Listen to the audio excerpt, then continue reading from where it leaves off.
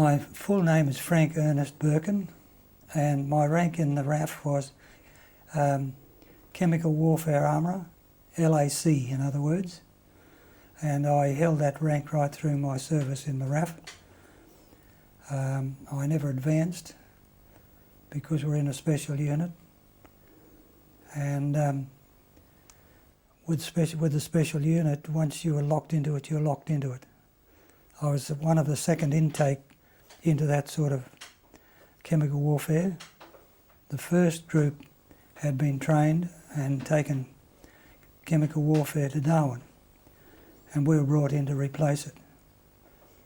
Initially we went to Marangaroo for a quick training lesson, and then from there we moved to Glenbrook, and bulk of my work was in Glenbrook until I went north.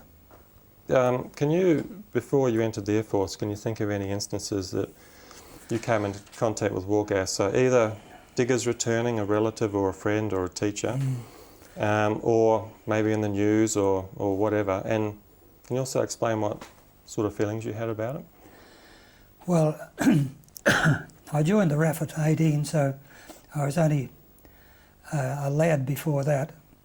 Now, my father had quite a few friends because two of his brothers served in the First World War, and some of those friends had been affected by mustard gas in Flanders. Now, from seeing them and meeting them, I knew it had been a deadly sort of stuff to play with. And my belief was that it had been outlawed, that never again would it be used. And it was that concept that I joined the services. And I was much surprised, of course, when I found out that I'd suddenly been moved into a chemical warfare unit. And fortunately, I think it's probably helped me, because knowing chaps that had been gassed, and some of them badly, and how they existed from then on through their lives, you know, it probably tended to make me a bit cautious, a little bit more wary of what could happen. But as far as the extent of its carcinogenic properties or anything like that was concerned, I just did not have a clue. None of us did. It was, and we were never sort of informed of it. What's... Geoff, I'd love to just pick something up there if I may. Yep. Frank, with that knowledge and the belief that it had been outlawed, did you at any time feel that you wanted to question that or ask questions about it? Well, because that's difficult to answer, because we're in a unit where you would do as you're told, and you had no chance of getting out of it. Several of our boys did try to transfer out of it into some other field, but always their application got lost in the paperwork. So we were virtually a tied-in unit. There was no good asking anybody because there was nobody to ask. We were at areas where we weren't in contact with any senior headquarters. So, you know, we were sort of flying our own little kite. Can you tell me what specific things you saw in these guys? Did you meet them? Were they coughing? Did they actually have burns you could see? And once again, what you felt? No.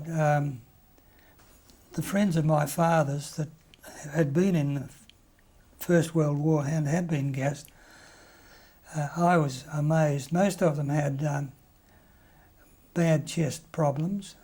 A lot of them couldn't work. Some could work for a period of time, and then they'd have to rest up.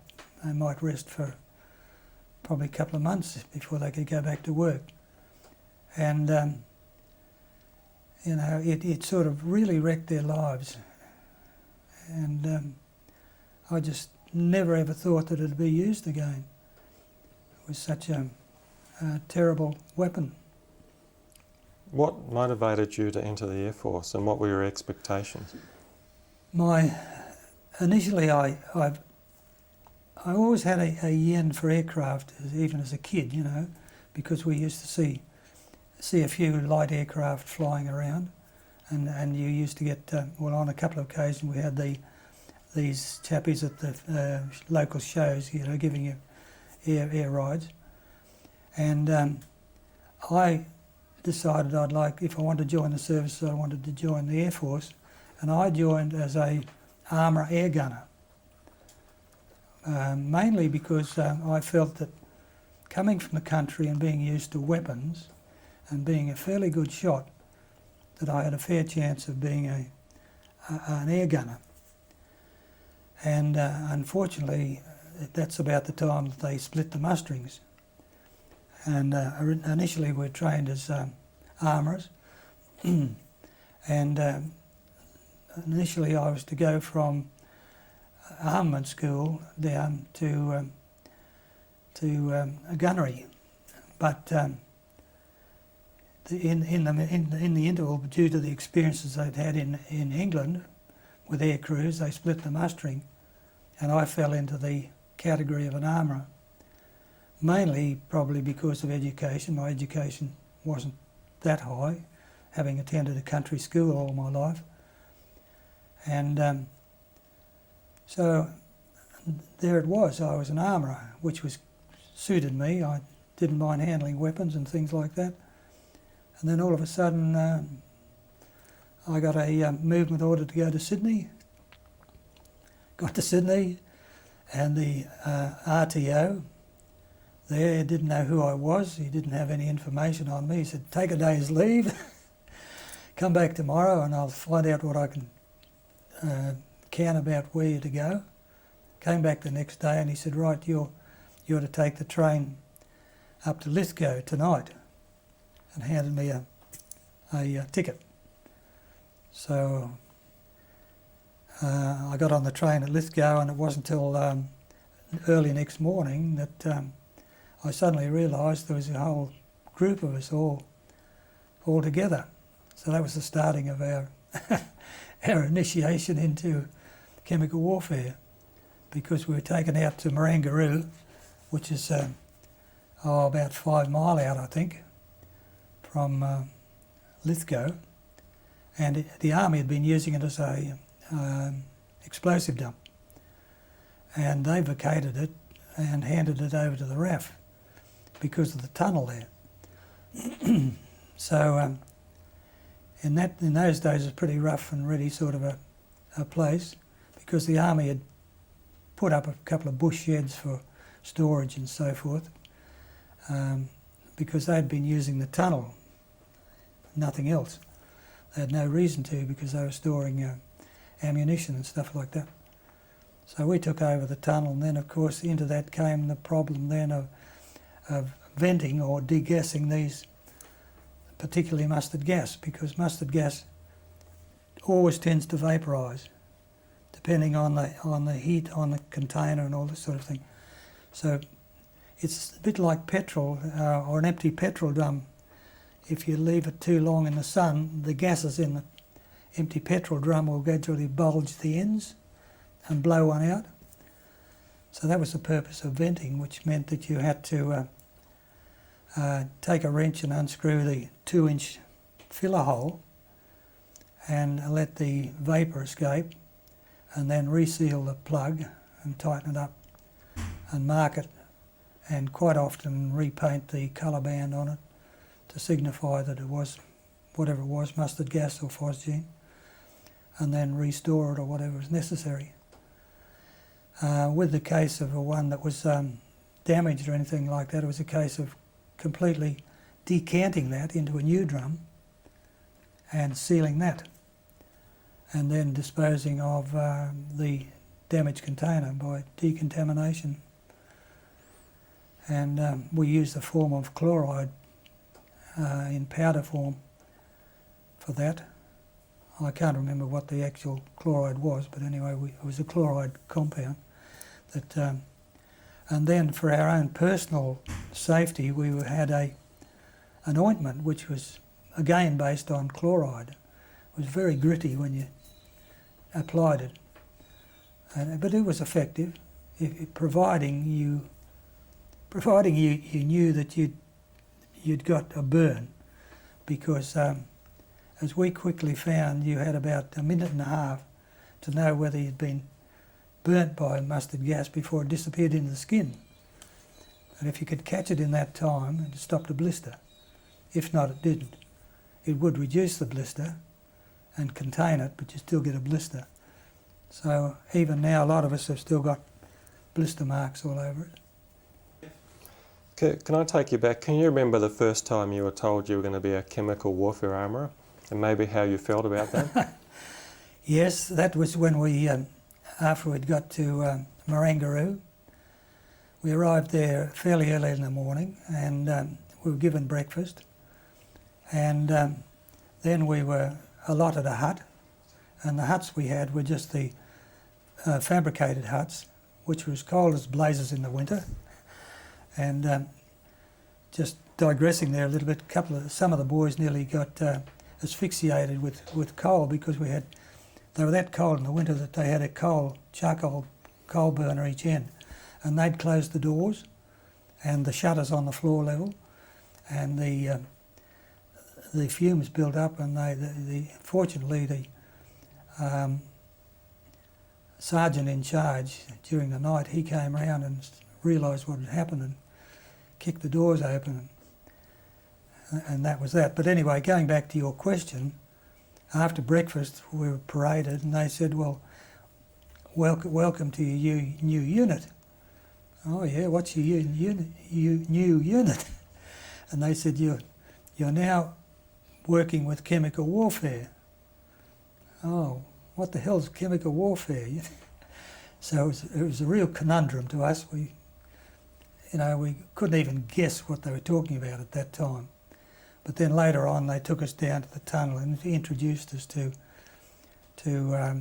mustard gas and so forth, because some of the first group was still there working, and there it began. Well, then, first of all, they had to train us to live in a respirator, and to an average person, a respirator, you put it on, and you might have it on half an hour or so and take it off.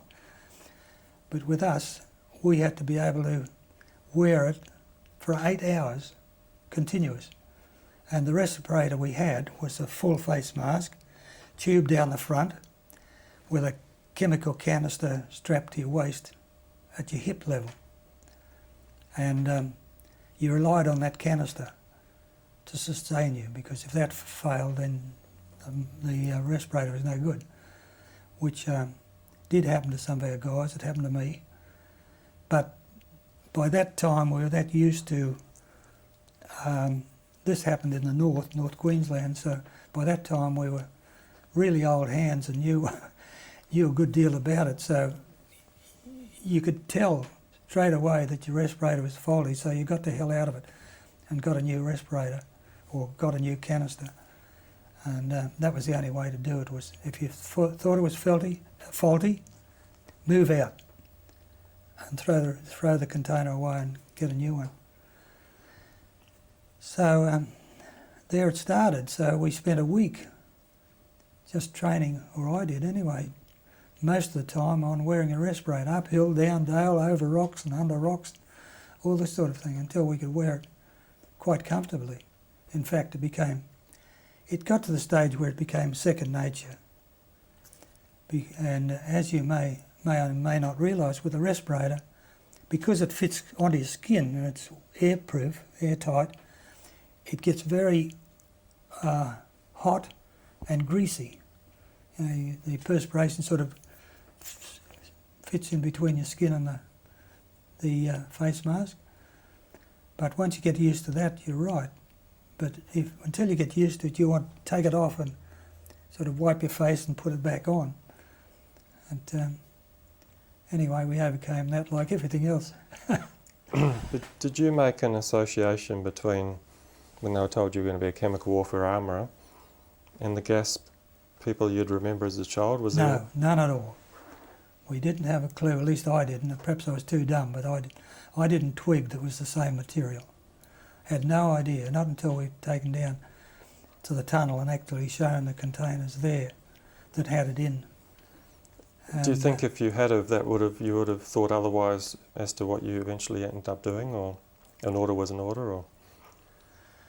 I can't really answer that, Geoff, because I'm not sure.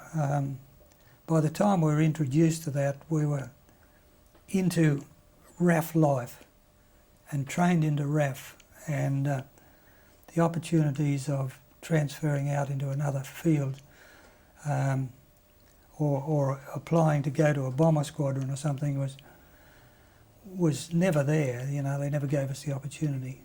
As I said, those guys that did try to transfer to another section, their applications got lost somewhere along the line. Never happened. So we started the war together and finished the war together. And that was from 42 right through till 45.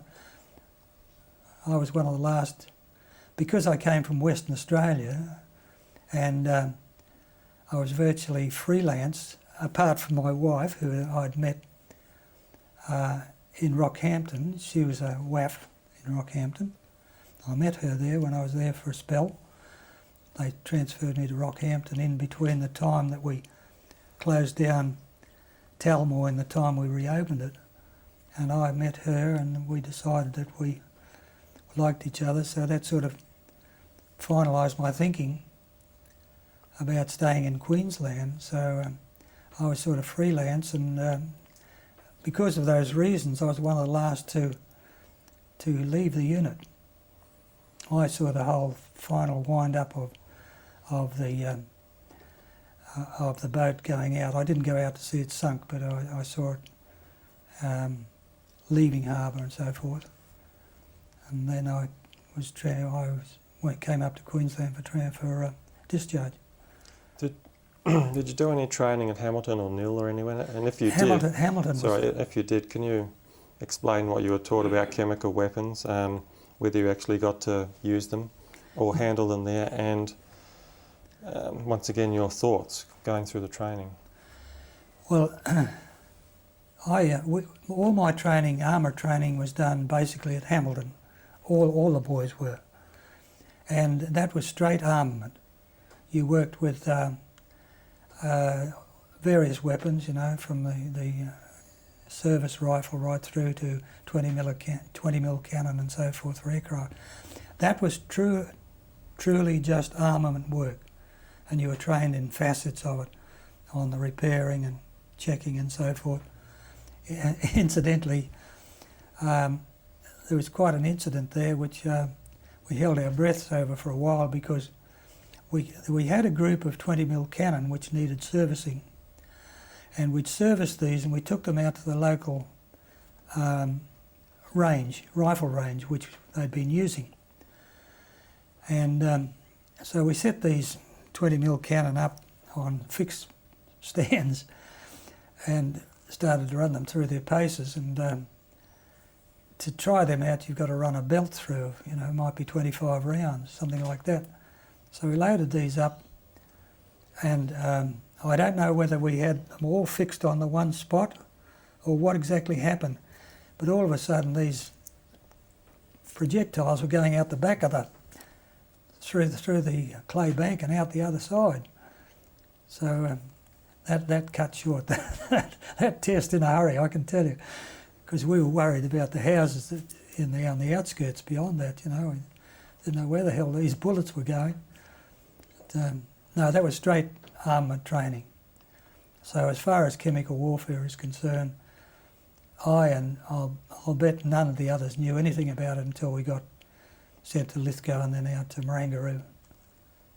And even then, when we first arrived, as I said, we still didn't have a clue what they were talking about. You've briefly described Marangaroo for me. Can you, in a bit more detail, and perhaps an ordinary day, getting up, where you slept, you know, the temperature maybe, and going out to the tunnel, what you did on the tunnel, whether you handled bombs or drums? Mainly drums. I handled mainly drums. If you can imagine, the tunnel was cut into the side of the mountain, of course, and in the front of that was a fairly large flat area which had been obviously graded out for that purpose. And there was a concrete the army, or I don't know who had done it, but I presume the army had built a concrete unloading dock, because there's railway lines going, the original railway lines still ran through the tunnel, and on a spur line from Lithgow. And the army had been using the unloading dock for wagons of weapons, or wagons of artillery shells and stuff like that they then stored in the tunnel.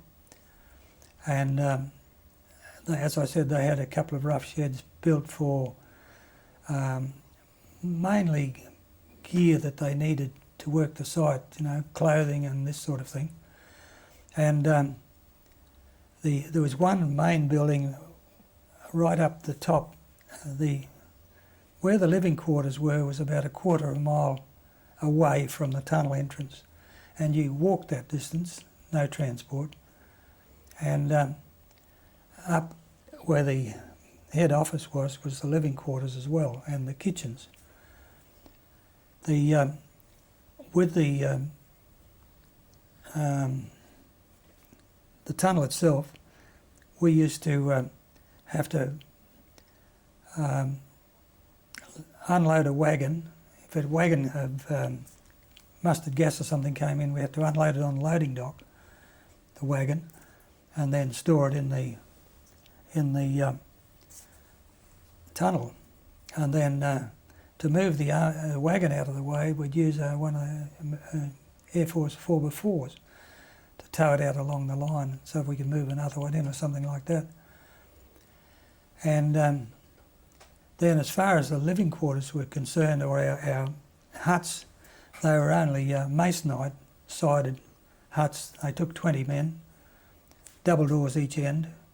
They had shutters at chest level, shutters at the floor, which you propped open with a stick. And in the winter, they were no protection against the cold, not in Lithgow. Fortunately, I wasn't there through the middle of the winter. I was only there in the early part of it, but that was cold enough for me. In fact, it got that cold on some nights that if you hung your overalls on a hook on the wall, they'd be stiff in the morning with the cold. So a lot of the boys used to, you know, take their overalls to bed with them, so that when they got up in the morning, because Ravelli was about 5:30, I think, from memory, and then you didn't do any physical exercises, but you lined up for breakfast and so forth, and then you're given the orders for the day or the morning as to what was happening, whether you were to go down and work on the tunnel or whatever you were to do. And but as I said, I wasn't there that long. I just can't remember how long I was there. It was not terribly long before I was sent to Glenbrook. Well, going on to Glenbrook, when I arrived at Glenbrook, there was a similar setup there for a couple of huts, but the rest of it was in tents. And my tent was right down near the creek, because the Glenbrook site sloped away from the actual tunnel down into a creek area. And it was that semi-flat area near the creek they were using as living quarters, head office, kitchen, so forth. And I was quite pleased about that, because I was used to living in tents, coming from the bush, and also it had a wooden floor.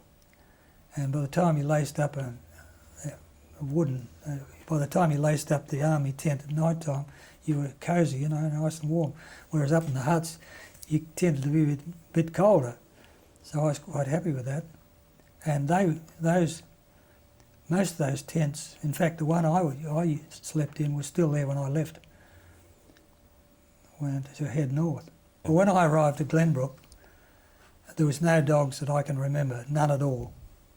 There were patrolling sentries at night, and then all of a sudden this cage was set up. It was an area about the size of a normal, perhaps, house yard, and these dogs appeared. And from then on they used those dogs at night time. And we used to have to walk past these dogs sometimes going to work in the tunnel. And I wouldn't dare walk within about 3 feet of the fence. That's how savage they appeared to us, you know. So we stayed close to home at night time, nowhere near where these dogs are likely to be, because they serviced the tunnel area, both the top end and the bottom end. That became a standard feature, I think. We did not have dogs at Talmoy. That was an open camp. But yeah, they brought them in after Glenbrook was set up. Why tunnels? Any ideas? Were you told during the war why we were using tunnels? Or do you have any ideas afterwards? Or? No. Well, the reason for it seemed to be plain enough to me. First of all, it was material that was obviously top secret anyway, and the cooler you could keep it, the better it was. And it also, by having it in tunnels, it was virtually unattackable, you know, it couldn't be bombed or whatever, because all the tunnels had big, heavy wooden doors, huge things, which used to shut at night time. And, I don't know how thick, probably 2 inches or more thick, these big wooden doors. So virtually it was locked away, you know, in a safe. So in my mind, the two reasons was for safety and for coolness. The more you left it out in the sun, of course, the more problems you had with heat. You explained to me, if you can repeat it, sorry, and once again if you can paraphrase what I'm asking, you described to me some Americans outside the tunnel around the graveyard area doing some shooting practice. That was you, I think, was it? No. No, it wasn't? No, it wasn't I got that wrong. Until they were told what they were shooting at and they moved on. No. You don't remember that? Okay. No. But one thing that did happen to you at Glenbrook was you got burnt. Can you, at the decanting area, is that right? Mm. Can you explain what the decanting shed was? Well, Why you were there, the whole process of, you know, it's like an old, and that you and Learmont, I think, and Blackwell got burnt. Also, if it's not too much, what happened afterwards in terms of what the burns felt like? Did you go to hospital? How were they treated? So, okay, well, Glenbrook, when I was there in the early days, Glenbrook was purely a tunnel, and the eastern end was where the big cutting was. There was a very short cutting at the top end, and all the work was done on the eastern cutting, and in those days there was no shelter. It was just a straight cutting in the timber in the forest, and all we had was a platform where we could bring these drums out. We used to bring them out on trolleys, manhandle them onto little trolleys, same as they use at the airport now for carting luggage. And we'd manhandle them out of the stack onto those. And we had a little tractor there which would pull them out down to where we were venting them. And then we'd stand them up on the platform and then release the bung and let them vent. Now, the gear we had was a plasticised pair of pants, a bit like things you see with fishermen, and a loose-fitting jacket with a hood with elastic around the wrists, and the hood was to fit tightly around your gas mask. And then for footwear we had these over boots which used to tie around your top of your leg. And the dress code was that you wore this while you were venting. But when you were venting for 2 hours or more at a time, out in the hot sun, you just couldn't wear it. So what it amounted to was that a lot of us quite often worked without a jacket, and took a gamble on being burnt. A lot of us were burnt mainly on the arms and on the legs. The other problem was that with these overshoes, if you got mustard gas on them, on the actual leg part of them, when you took them off, it tended to contaminate the pants.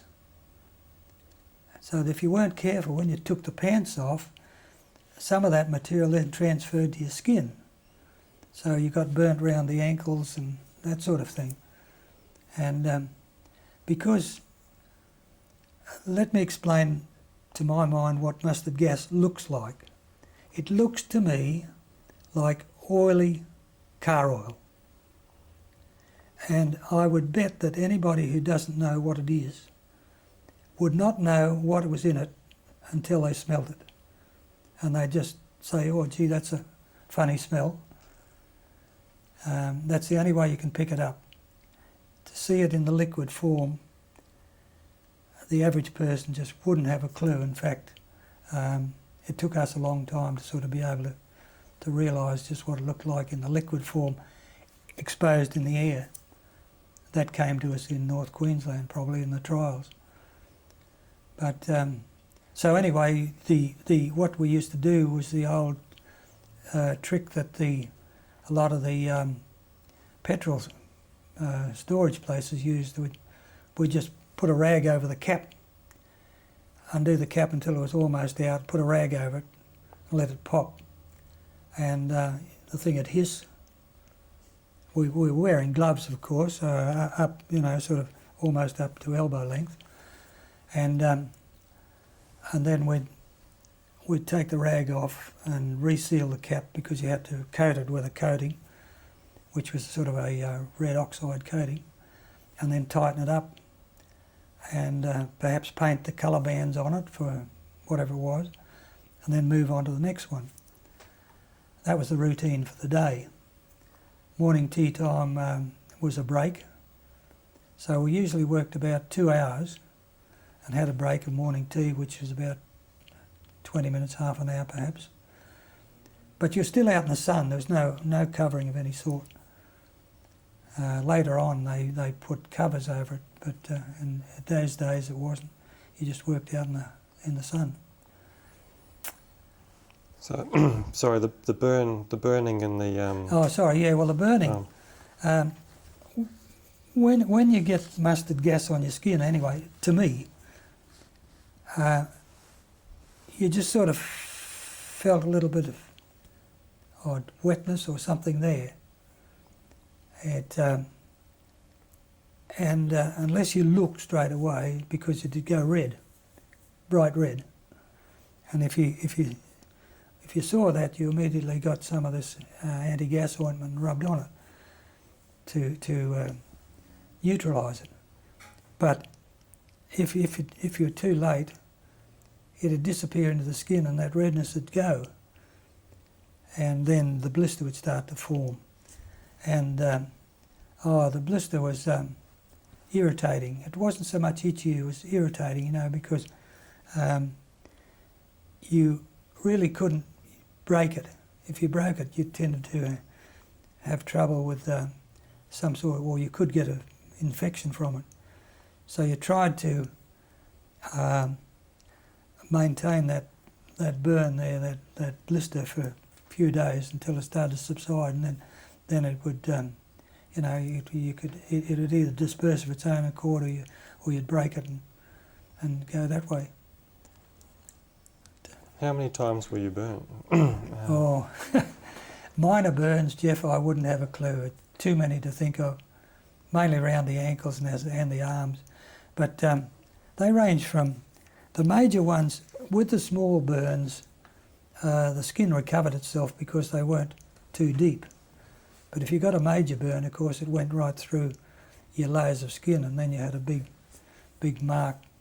I've got a few marks here still, but mainly mine were minor burns ranging from match head size up to a quarter-inch across, perhaps a little bit bigger.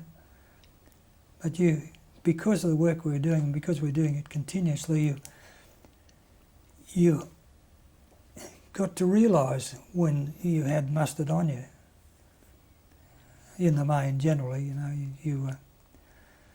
you sort of sensed that you'd got some on you, and cover that area with anti-gas ointment just to be on the safe side. Did you see any other guys getting burnt, and were they worse? And how would you describe their reaction to it? Well, some of them were worse. Why, I don't know. Perhaps they were a little bit more careless or more unfortunate, I don't know. Some of them had quite bad burns, and they were really sore. The bad burns, they as far as I could tell from these guys, they were really so sore and ached, or sort of burning sensation all the time. And then as they started to as the body started to re-heal itself, they got terribly itchy, and you'd want to scratch yourself all the time. So that was one of the reasons why you maintained these blisters and didn't break them, because this itchiness would come and you'd start to scratch, and hence you could get an infection. What was the procedure for a bad burn? Do you remember? Did they go to a hospital? Was it done on the site? Or? No, in the main, if it was really bad, they got shipped off to generally Sydney. But in all the time that we were in that section, chemical warfare, we were nowhere near a doctor. We had a medical orderly, perhaps a couple of medical orderlies, and I think that on occasions they may have sent them to a doctor in Glenbrook village. I'm not sure.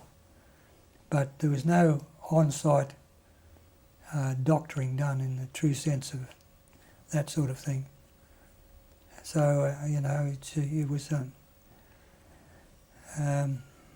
just the way it was. How do you feel about it now, looking back on it? Was that appropriate? Because you were, 18? Well, at 18, you sort of take life as it comes and so forth. Looking back on it now, of course, it was totally wrong. We should have had somebody, a doctor or somebody more practiced in medicine than we had. And also, I think we should have had the means of being transferred to a hospital quickly, if and be the need arose. But there again, I think, in my own mind, I'm quite certain that it was apathy on the part of the hierarchy. They didn't know about mustard gas, and I would say here and now that none of you people would know what mustard gas is like until you've been involved in it. So they didn't want to know about it. So a lot of things that we could have got from England through their knowledge, we never received. Nor was the setup made available to us for medical help quickly. That's my summation of it anyway. Where to from Glenbrook? Well, I was, there was a group to go north, and there was a shipment of mustard gas mainly to go north, mustard and phosgene, and there was a group to go north, all the blokes that did go north, Kevin Garr and all those. It was Kevin Garr and crikey, off the top of my head I can't think now, but anyway, there was about 20 in all, I think, to go.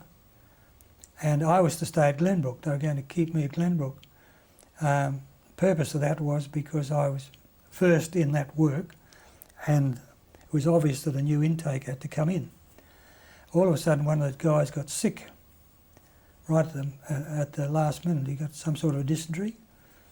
So I was his replacement. So midday I was staying at Glenbrook.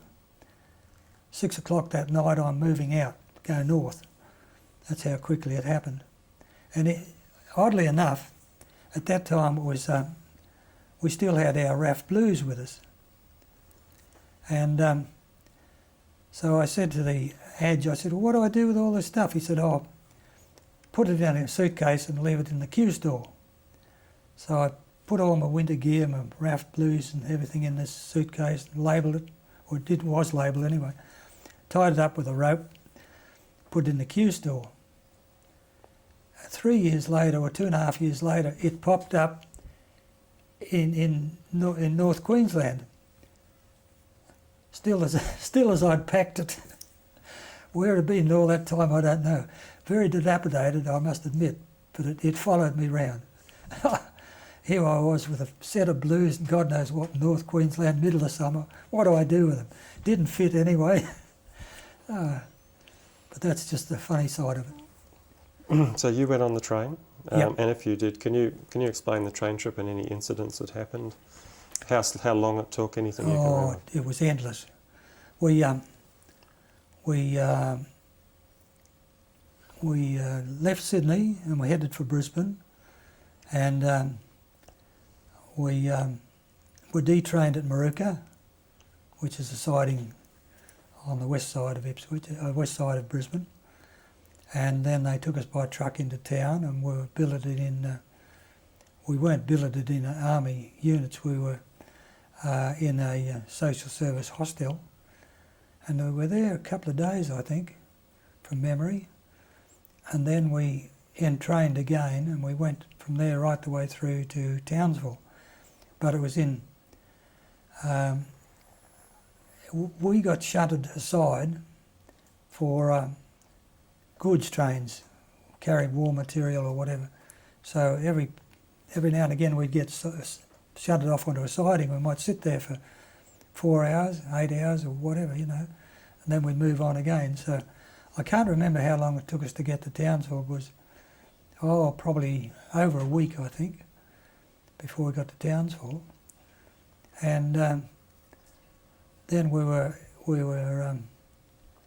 billeted there for a while, and then all of a sudden we entrained then to go out to Talmoy.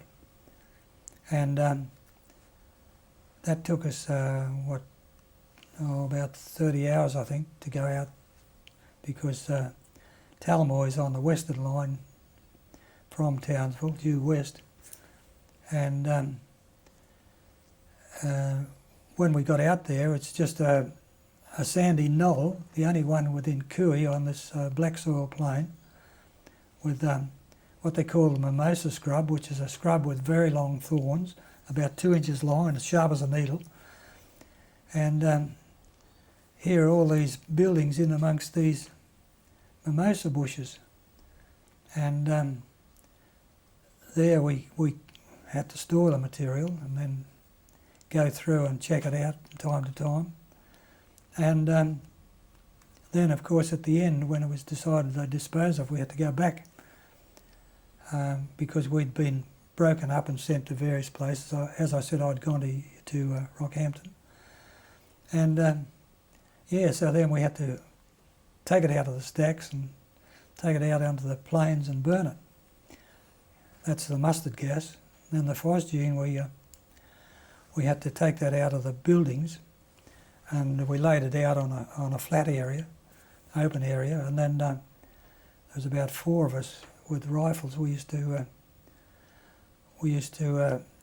pull a bullet through the back end of the bomb, because that was where the thin material was, and let the gas, because the phosgene in its, whilst it was in the container, was in a liquid form. But the moment it came in contact with air, of course it became, probably like, say, steam, it's just a grey cloud.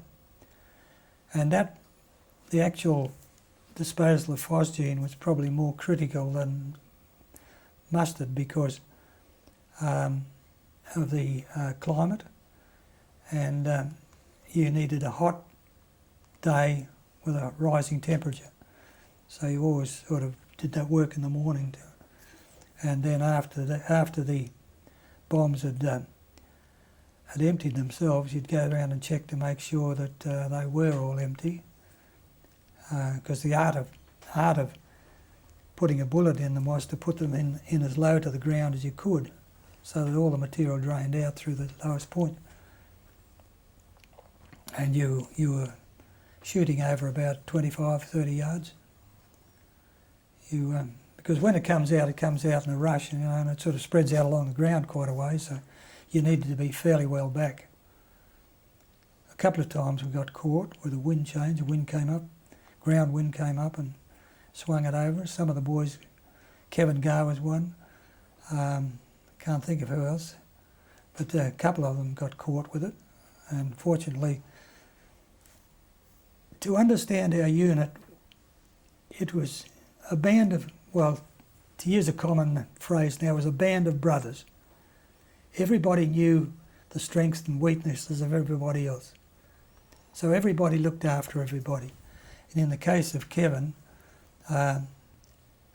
when we all moved back, because you move back in a hurry when the wind changes come, you don't stick around. We suddenly realised Kevin wasn't there. Where's Kevin? You know? So we'd go back and get him. And that happened a couple of times. Fortunately, not to any serious degree. Didn't do the boys any good, I suppose, but at least, you know, it wasn't to the state of whereby they couldn't recover.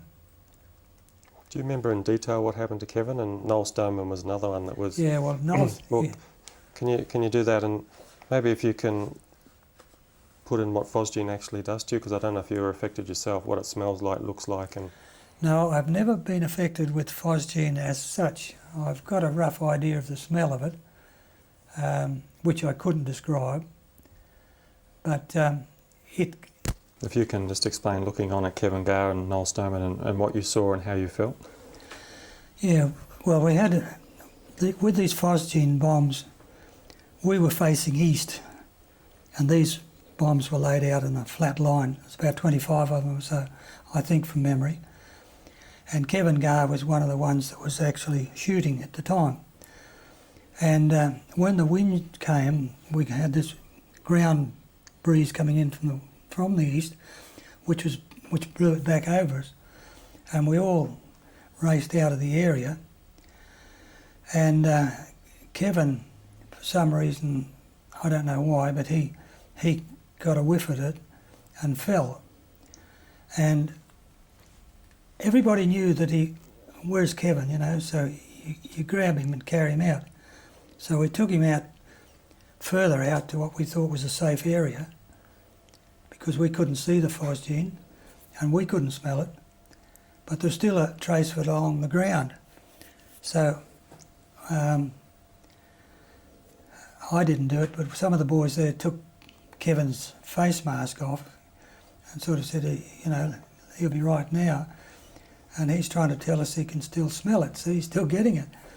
And that caused a commotion, believe you me.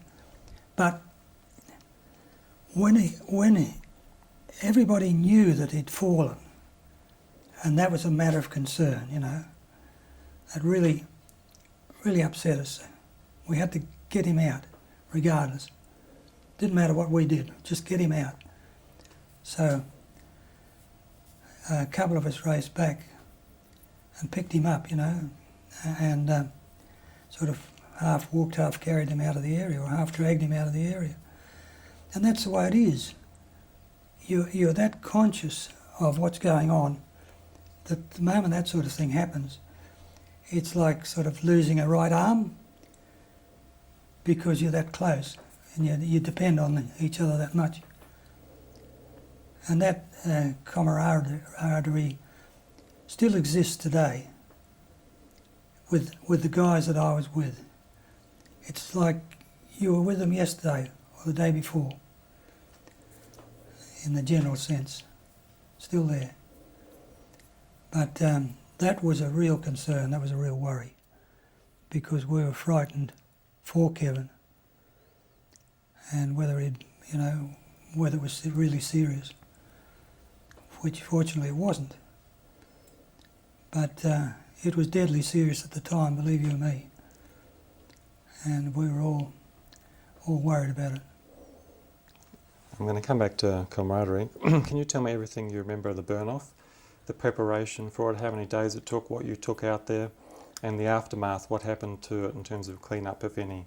Well, starting with Talmoy, which is... they closed Talmoy down and disbanded the armours to different various places, and then they recalled us to dispose of it. And the powers that be, weather people and so forth, they chose this particular site out on the black soil plains. And it was just before the onset of the rainy season, so we had limited time. And what we did there was that we gathered up all the timber, boxes and whatever we could find around the camp, and that was transported out to the site as and when needed.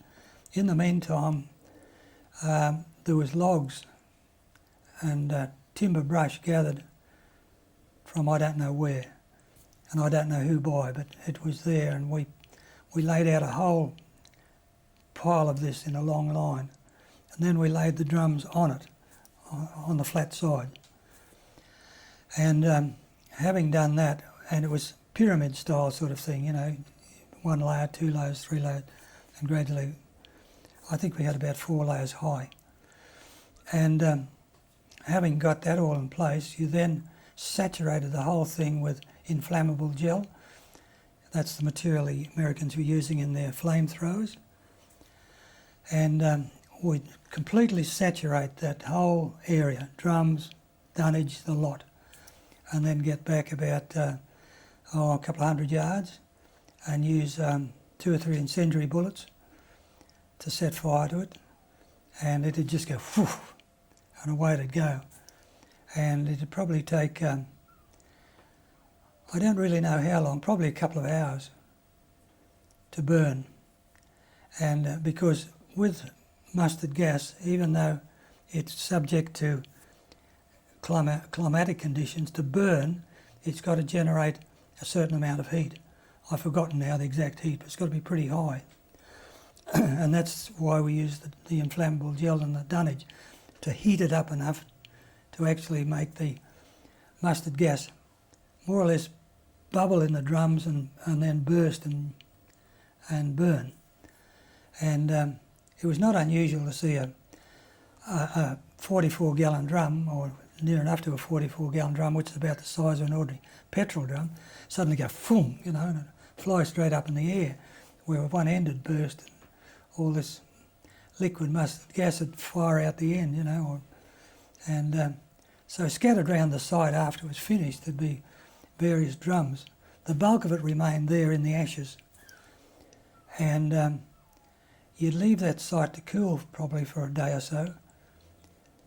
Part of it due to weather conditions, because you always burned on a rising temperature. It had to be on a rising temperature. So you usually prepared the site over several days, and then on a given morning when the weather people told you it was the best possible time to do it, you'd set fire to it. And then after the whole thing had burnt down, cooled off, you'd go back and check to make sure that everything was burnt, and it'd be just a white ash.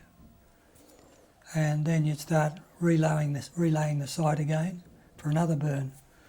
I don't know how many burns we did at Talmoy from memory. I think we did about 4.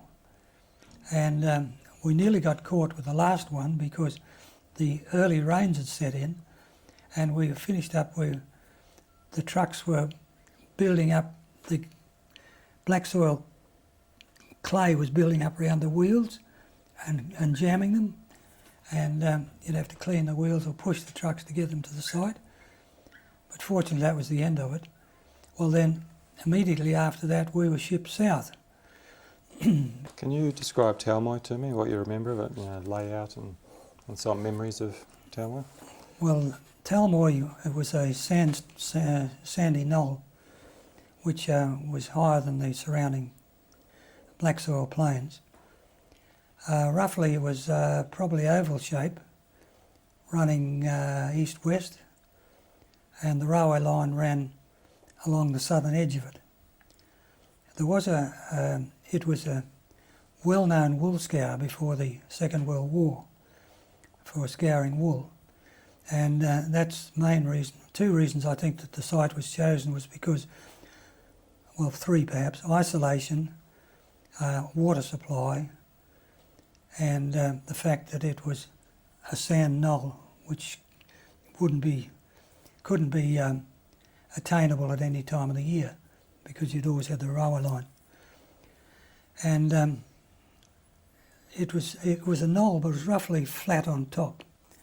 1 or 2 trees, and the water from the bore at the old wool scour sort of ran off down into the black soil plains. I don't know how many miles, but it went for miles and miles. And the headquarters of Talmoy was on the western end, up near the wool scour, and then the buildings containing the gas were towards the east, and they were fairly well separated. You'd probably have 50 yards or more between each one, and they were an open sided shed with closed in ends, a normal pitch roof, and instead of having a floor they had wooden rails for the bulk stock to sit on, which was around about hip high, about the height of a truck, which made easy unloading, loading sort of thing. And they were stacked pyramid style within the shed. And it was from there that we had to load them and take them out to the burn site. Well, going back to the end of the burn, in between doing the burns was when we disposed of the phosgene, as far as I can remember. And the understanding we had was, because of the urgency for us to go south, that the army were going to come in and clean up the site. Now, from what I've heard since, it appears that they did not. Anyway, that's my memory of Talmoy. It wasn't all hard work, you know. There was quite a bit of spare time in one way and another. Some of the boys were cricket fans, so we'd try and organise a bit of a cricket match in the afternoon or something like that. We did the Flight Lou Myers, who was the CO, he organised a pig shoot down on the river, Flinders River, as a sort of a leave period. We were down there for a couple of days to supposedly shoot boars, wild boars, but they were smarter than we were and they kept it out of our way, I think. But what did find us was midges, and they could invade an army tent net as easy as pie, you know. So we used to sleep a lot during the day there and get out of the way of the midges at night time. But things like that, you know, was a sort of, sometimes you'd get leave into one of the towns, but the Talmoy, there was a little railway workers' huts about a mile or 2 miles up from our Talmoy camp, and there was a pub there which was called, in our terminology, Dirty Dick's Pub, because he used to get beer shipped from Townsville in open wagons out to his pub. So it was well and truly cooked by the time it got there, and it was as black as black when he got out of the cask. And you had to be a pretty good drinker to drink much of it, believe you me. But yeah, you go up there and sometimes and have a beer or whatever if you wanted to. But that's the life there while we were there. It centred around what we could amuse ourselves with. A few amusing incidents. There's one there in particular. There's a chap with a soul. He was Lawrence, was his surname, and his initials were Stanley Oliver. So he immediately got nicknamed Sol, didn't he? S-O-L. And he'd been doing. He'd been to university because he was training to be a solicitor. So he's quite well spoken. And at this particular meal, the Mackenzie, the cook we had at the time, he was a very good cook, and he turned on a very good meal for us. And at that time we had a mess hand helping in the kitchen. He'd come from the slums of Melbourne. And poor chap, his education was very limited, apparently, from what I could deduce. And anyway, this particular meal, we had it, and we're all sitting back there and enjoying this meal, or the aftermath of it. And Sol said, "I've had elegant sufficiency." And this chap Waters happened to be behind him, and he said, "What's that, what's that?" And Sol said, "I said, I've had elegant sufficiency." And this lad, for days afterwards, was going around saying, after he'd had a meal, "I've had a hell of a deficiency." And nobody was game to correct him. Yeah, poor chap. But that's just one of the humorous things that happened, you know. Can you tell me the story of the Glenap from Woe to Go? Yeah, the Glenap was, it birthed in Adelaide. A lot of the war material that it carried was shipped from the Middle East, apparently, as I understand it. And coming across, it ran into 3 very severe storms. And because of the way the boat had been loaded by Egyptian hands, I think, it wasn't really, it wasn't secured enough. In fact, the bottom hold where our mustard gas was, in drum form, it had a gap between the layer of drums and the deck head above it, or the next level of the hold. And I think this is what caused the damage, because the boat pitched so much in these storms that these drums got tossed around like marbles, which caused some of them to leak. And the captain refused to move the ship because of the state of the whole cargo. He put berth into Adelaide, and as I understand, he said, "Well, that's it. Unless this boat's unloaded, I'm not moving it again." And that's when we came on the scene, because the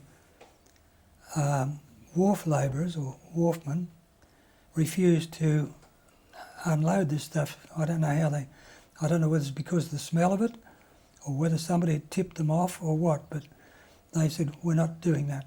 We won't touch that." So they cleaned the ship, unloaded the ship as far as the lower hold, and then we were brought in to actually pull that material out. And which we did. We had to do everything. We had to work the winches, do the loading and do the unloading on the dock and everything.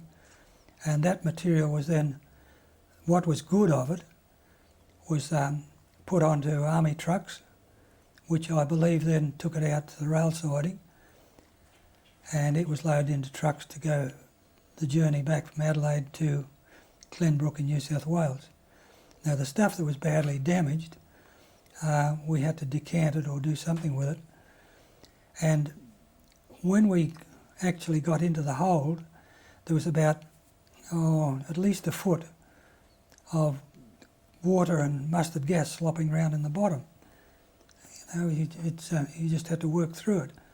So we had Wellington boots and all this sort of thing to work in it, plus your normal safety gear.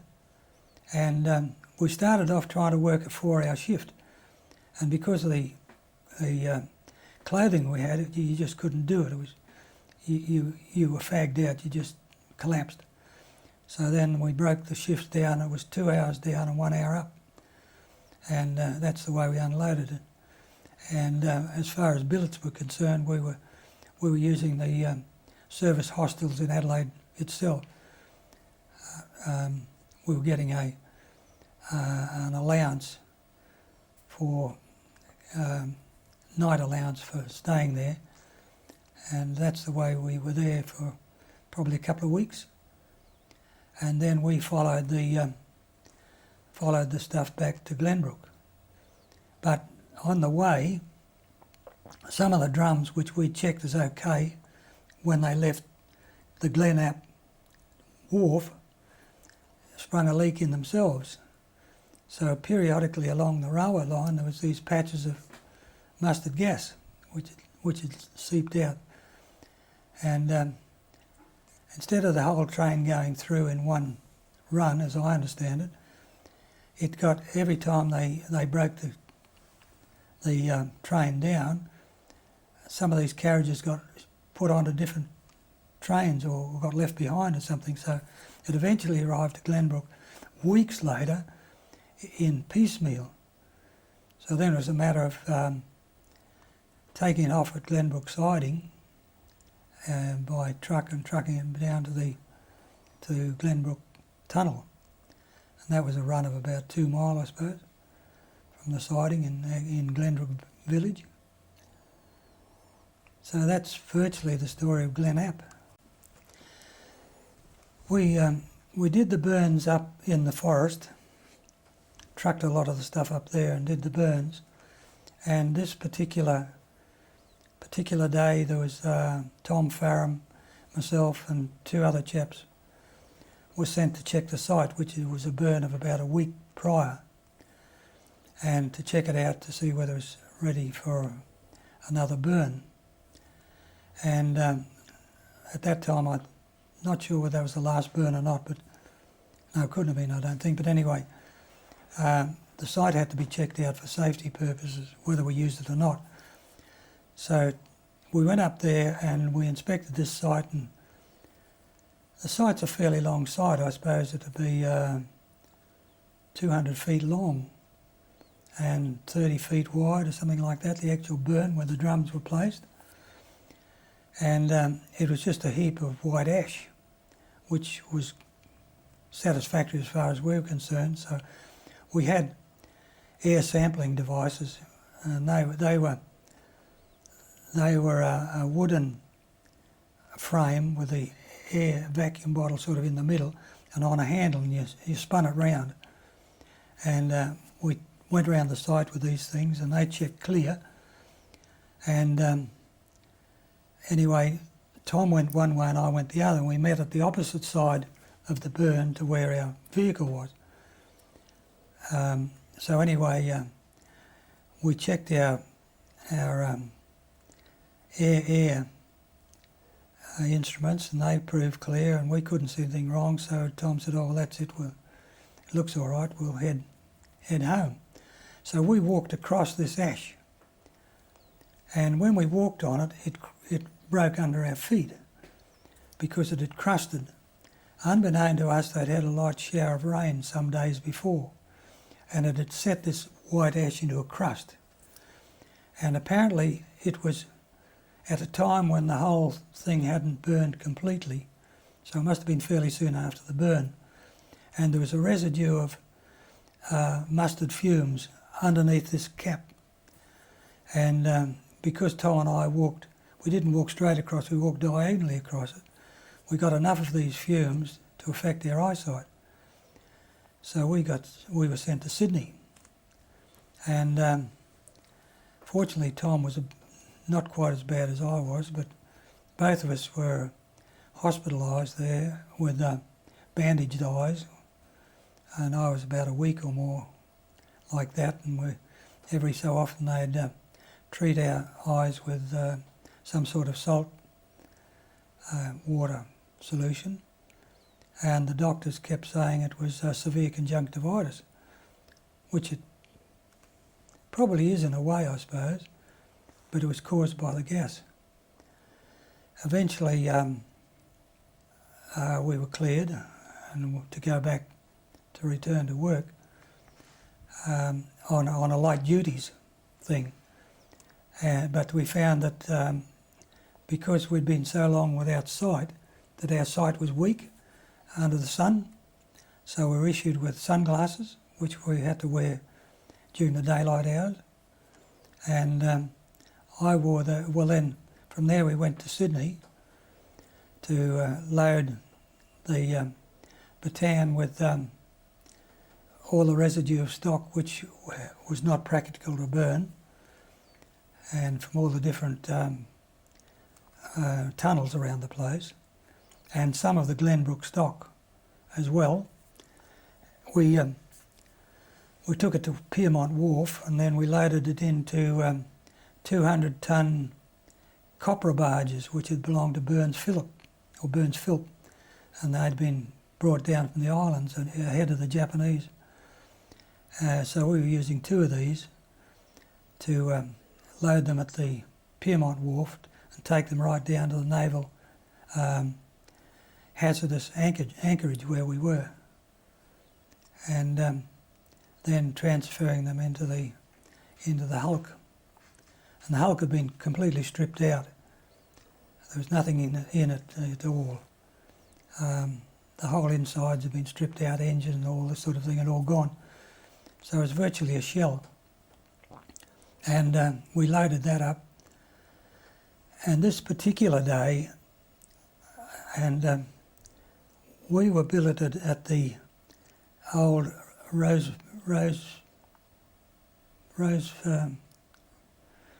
Harbour, I think it is, Rose Harbour flying boat base.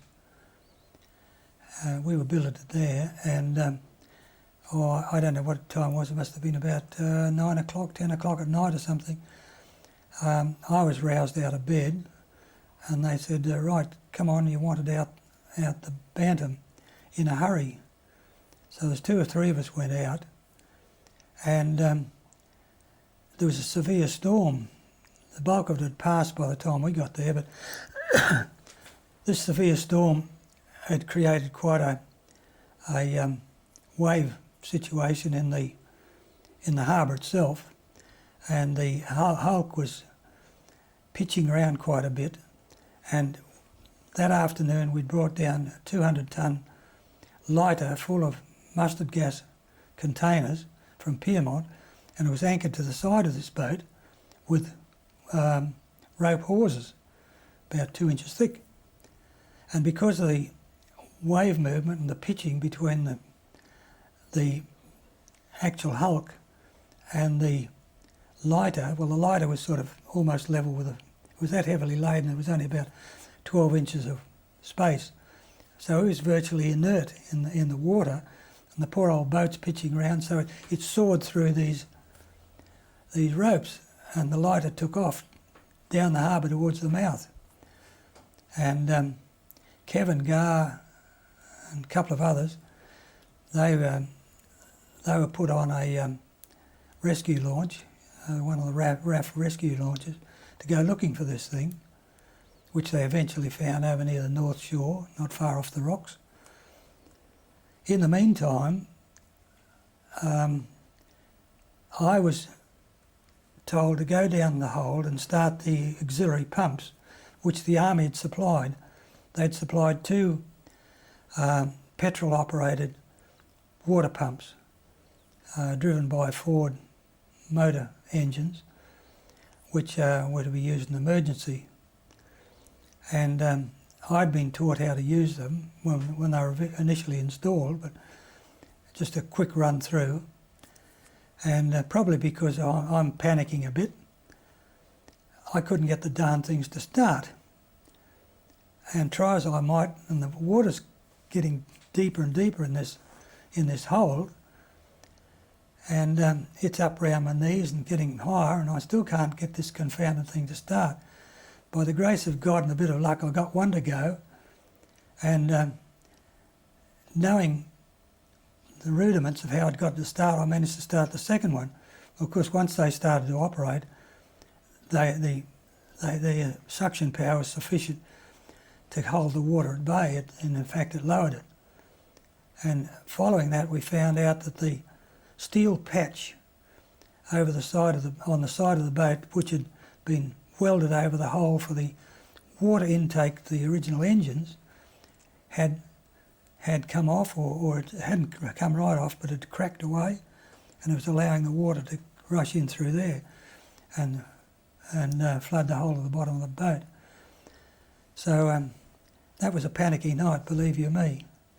And no doubt Kevin Garr can tell you his story about chasing this lighter, because that, from what I hear, that was pretty hairy too. Anyway, they managed to hold this lighter, and then the next morning they had to get a tug to bring it back again. Eventually, after we'd finished loading, the Navy put gear on it, the Army put some gear on it, and then this steel reinforcing mat that they use in concreting, you know, it's 4-inch or 6-inch square stuff. They laid that right across the top of the hatches and welded it all down so that it couldn't come adrift. And once that was all done and prepared, they then towed it out beyond the continental shelf. I didn't go out. I had the offer to go out, but I didn't. I chose not to.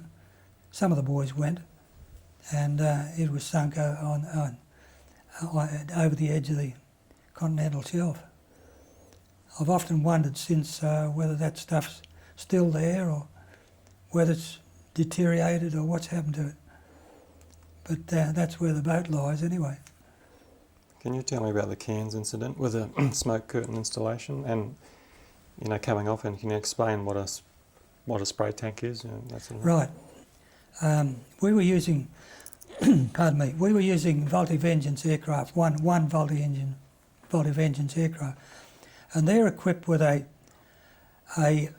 auxiliary tank hook for wing tanks, and it's a bit like an oval or a cigar-shaped thing, and it had been modified so that the front end had a 2-inch plug in the front end into which we could screw a funnel, a venturi type thing, to pick up an air supply, and then down the back on the underside, this was on the upper side of this fuel tank, then on the lower side of it there was another 2-inch plug which you could remove and put a vent out there. It's about so long, about 12 or 18 inches long, and when you screwed both those in place, you screwed them in place with a Bakelite cover onto which was fixed a little detonator, and this was wired up to the cockpit so that at a given time all the pilot had to do was press a button and it'd fire these 2 little detonators which would break the Bakelite disc and allow air to be forced in the front end and force the material out the back in the form of a spray. This particular day we loaded it up, everything was fine. The aircraft taxied to the end of the runway, got the all clear to take off. It came down the runway. It was almost at the point of lift-off and right opposite where we were standing pretty well when this spray tank on the port or left-hand side suddenly dropped off, and it spun end over end over end behind this aircraft. In the meantime, of course, the aircraft had managed to lift off and it disappeared. That caused bedlam, believe you me. All the hierarchy of that Cairns aerodrome came racing out to see what was going on. And much to our horror, they're over into this contaminated area or on the edge of it, because the spray tanks had sprayed this mustard gas in flips all down not only down the edge of the runway but on the ground beside it. And we're trying to organise some sort of a decontamination, and these people are interfering and getting in our way and wouldn't disperse. And eventually, it must have only taken a little while, but it seemed a hell of a long time to me, because nominally I'd been put in charge of this, so I was sort of held as the responsible body. And I'm trying to get these people to move away and explain the problem, and they're taking no notice because I'm only a LAC. Somebody must have had the sense to ring a higher hierarchy somewhere, and all of a sudden these people disappeared like rabbits into a rabbit warren. So we had the whole strip to ourselves then, which was good. So then we had the problem of decontaminating the whole area, the whole strip along there, which took us a couple of days, I suppose. Put that runway out of commission for that period of time. We cleaned all that up. In the meantime, they'd lined me up for a court-martial for the loss of this spray tank. Fortunately for me, the engineering assessment group, when they got to look at it, they found that the hinge pin that actually held the hook to which you fastened this spray tank had fractured in the middle and split and let the hook drop down, hence away went the spray tank. So I was in the clear. But I tell you what, at the time I thought I was for the whole bit, you know, because they were threatening all sorts of things, you know, with this court-martial and what had happened and so forth. And I didn't have a clue what a court-martial was. All I knew, I was in trouble. But like all these things, it faded into the distance. Just another incident. Can you tell me about the prussic acid in the tank at the Atherton Tablelands? What all that was Yeah, about? well, can I just tell you about these spray tanks? Yep. We found that the most effective way to use these was to mix ground up perspex in with the mustard gas, which sort of gelled up. So this particular day I was on the bomb area, which is out the back of Cairns, field site, and this faulty came over and it sprayed the site with this stuff, and it was, if you can imagine, a huge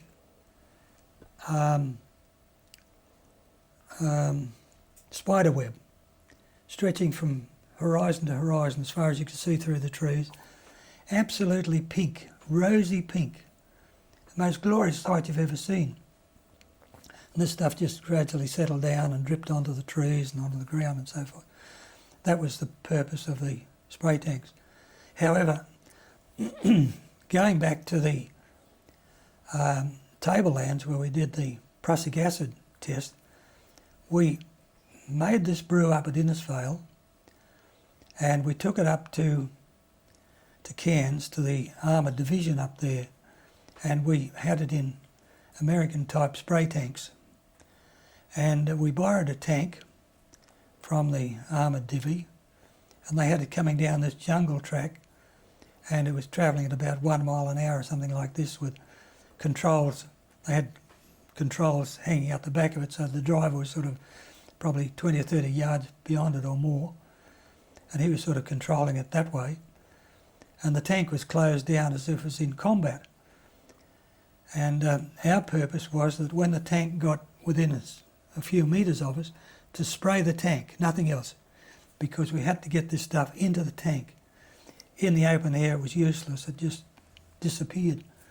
But it was deadly in a confined space because you only had 90 seconds or something. That was the lifespan after this stuff got to you. Much to our surprise, next minute the whole tank blew up. The heavy steel lids over the engine, they went flipping in the air like leaves. The lid on the conning tower flew up like a disc, and the driver's hatch flew open, and the whole thing came to a screaming halt. So that was the end of that experiment as far as we were concerned. We were banned. We were no good as far as the armoured divvy was concerned, because we jiggered up one of their tanks that looked like being permanent. So yeah, but it was very effective, believe you me.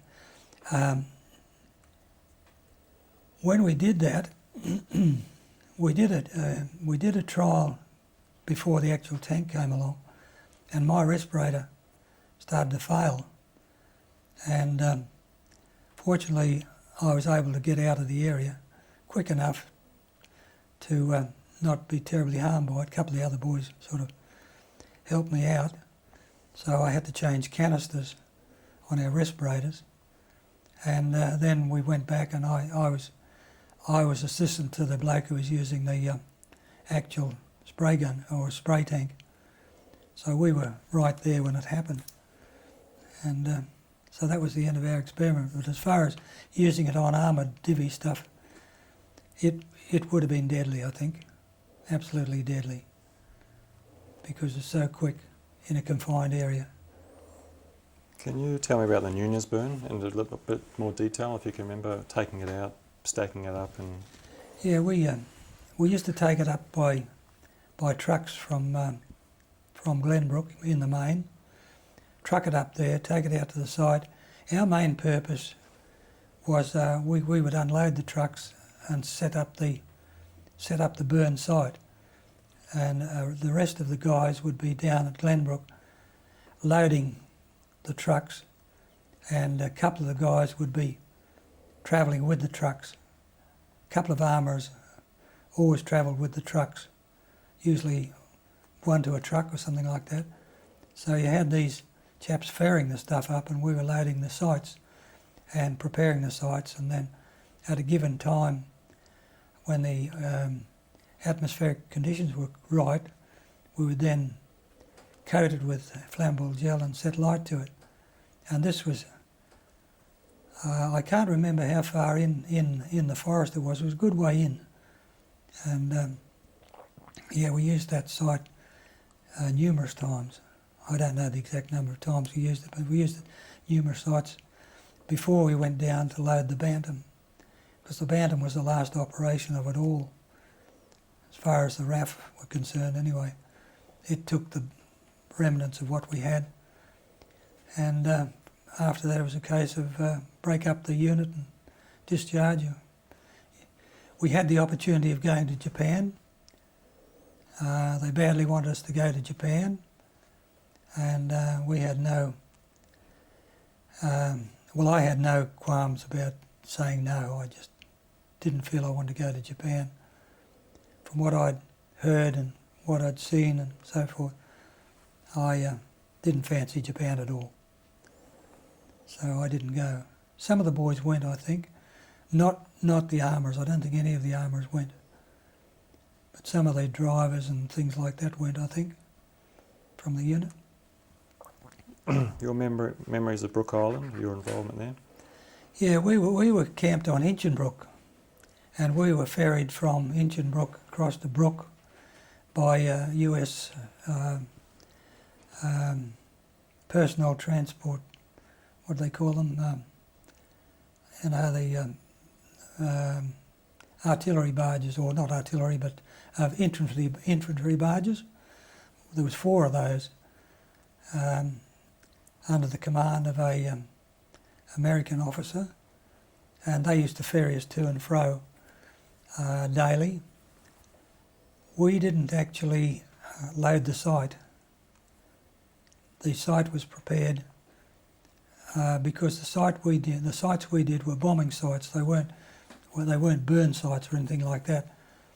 And the one particular one that I remember quite well was done with American aircraft.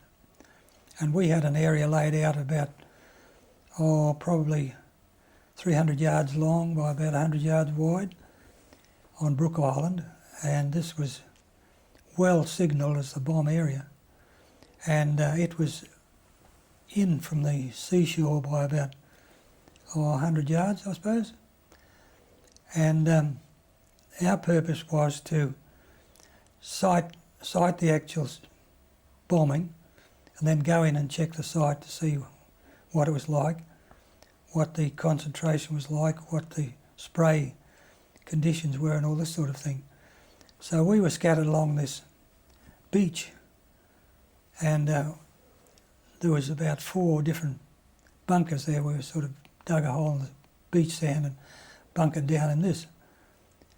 And anyway, this particular aircraft, this American aircraft that was doing the bombing, somehow it flew up the side of the confounded drop area, and it came right in on the beach, and it covered 2 of these bunkers with sand. And I was down the, say, southern end, but the 2 on the northern end, they disappeared in a heap, great shower of sand. We tore up there, and here are these blokes trying to dig themselves out from under all this sand. Fortunately, it had dropped nearby and hadn't affected them, but had been a few metres a bit further to seaward, and it would have lobbed them right in their foxholes. So that was a bit of a hairy, scary thing. Well, then periodically then, 4 days after, we would go back, go back to the site to check it, to see the durability, how long it took for the site to clear itself or cleanse itself and all this sort of thing. There were several tests done on Brook Island because it was under Navy control, and I think it was under Navy control as a prohibited area for years afterwards. May even still be, I think, but that was the reason Brook Island was used, because it was a naval bombardment area, I think. But and we took goats from Innisfail out there for one particular trial, and they were tethered through the bomb site, and as a test to see what would happen. And they were a terrible state when we brought them out, because they'd been there about 24 hours or more, and their eyes were all clogged up, and they had difficulty breathing and slobbering and all this sort of thing, and terrible. One of our chaps, Reg Oliver, he was put in charge of looking after these things when we got them back to Innisfail, and I'm quite sure that it broke Reg up. Having to look after these things over that period of time and the state they were in. They eventually disposed of them, but they were at Lithgow for several days before they decided to dispose of them. Not a pretty sight, I can tell you. Yeah, so, but Inchimbrook Island was quite a good site. Interesting there, we went out to Inchimbrook Island with all our gear, and the Americans supplied the tentage. So when we got there, one of these barges, it was a pretty high surf at that time, and one of these barges, he made a run for the shore, and whether he misjudged or what, I don't know, but he didn't go far enough up on the beach, and the following wave picked him up and slewed him sideways, so he's sideways on the beach. And then the second bloke decided he'd do better, so he has to go and he'd finish up the same way. So we've got two of these damn things sideways up the beach. So it was a case of unload them where they were, and then the other two sort of dragged them out to sea again. And why I speak of this is because the Americans had supplied the tents. They'd supplied 2 tents, but they were American Bell tents, huge things. I think they held about 30 odd men when they, and with this wind blowing in off the ocean, you think we're trying to get these Bell tents up because they're 2 central poles, like a circus tent. And as fast as we got it up, the damn thing would blow it down again. We finished up tying it to trees and all sorts of things before we could get it up. We spent hours getting those damn things up, just because of the nature of the beast, you know. But that's where we were issued with American gear, or where I was anyway, was when we went out there. We had American fatigues, cotton fatigues, which had been impregnated, and they were very, very good. They were far ahead of anything that we had, by far, because they were a type of ordinary pants and an ordinary shirt, and then of course you had boots and gloves and so forth as well. But for that work out there, because you didn't need full protection, they were ideal. It gave you magnificent protection, and it allowed your body to breathe, so that with the Australian stuff and the British stuff, it was impervious, and your body couldn't breathe properly. We tried some British serge uniforms that had been sent out from England to try. We tried those at Brook Island, and we wore them out, and we wore them on the checking the site, and we wore them back on the boat, on the barge. And I suppose it was probably about a 4-hour round trip by the time we got out there, checked the site, got back to Inchimbrook. Well, by the time we got back to Inchimbrook, this stuff had made us all sick. When the barge actually ran up on the shore and dropped the front of it down, we all crawled off. We didn't walk off, we crawled off because we were so damn sick from this. It apparently was that heavily impregnated that it didn't breathe either, and we were absorbing the fumes from this impregnation apparently. So that was the British stuff out the window, very quick smart. We never used it again, just that once. Can you clarify, when you said that the bomb hit and the sand went over was that using mustard gas bombs or dummy bombs? Just a yes or no? No, I was using... Okay. Your memories of Innisfail? Well, we were yes, Innisfail, we were stationed on the north side of the river, which is opposite the township.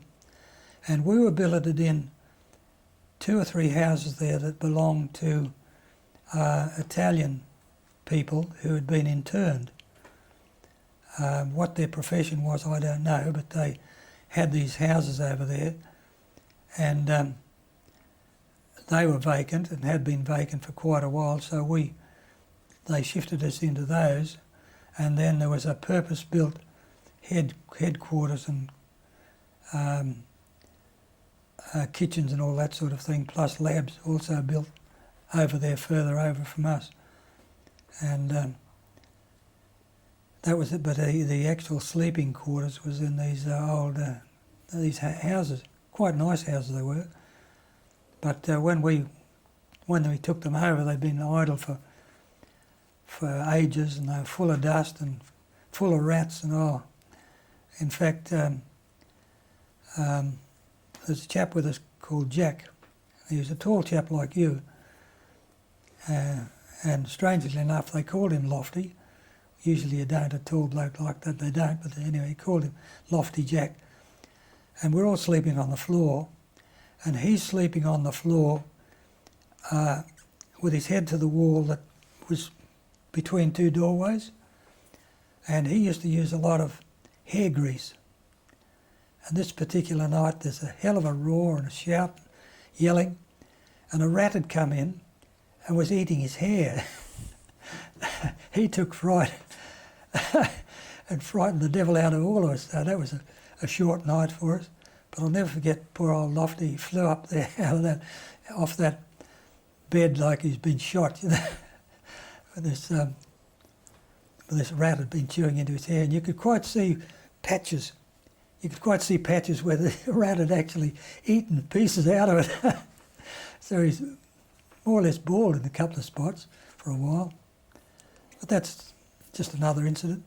Do you remember seeing the army guys who had been experimented on? And if so, what did you feel about it? We were there when the guinea pigs came in, because we were actually the guys working the sites. Our purpose in life was to provide the site, set up the trails through it,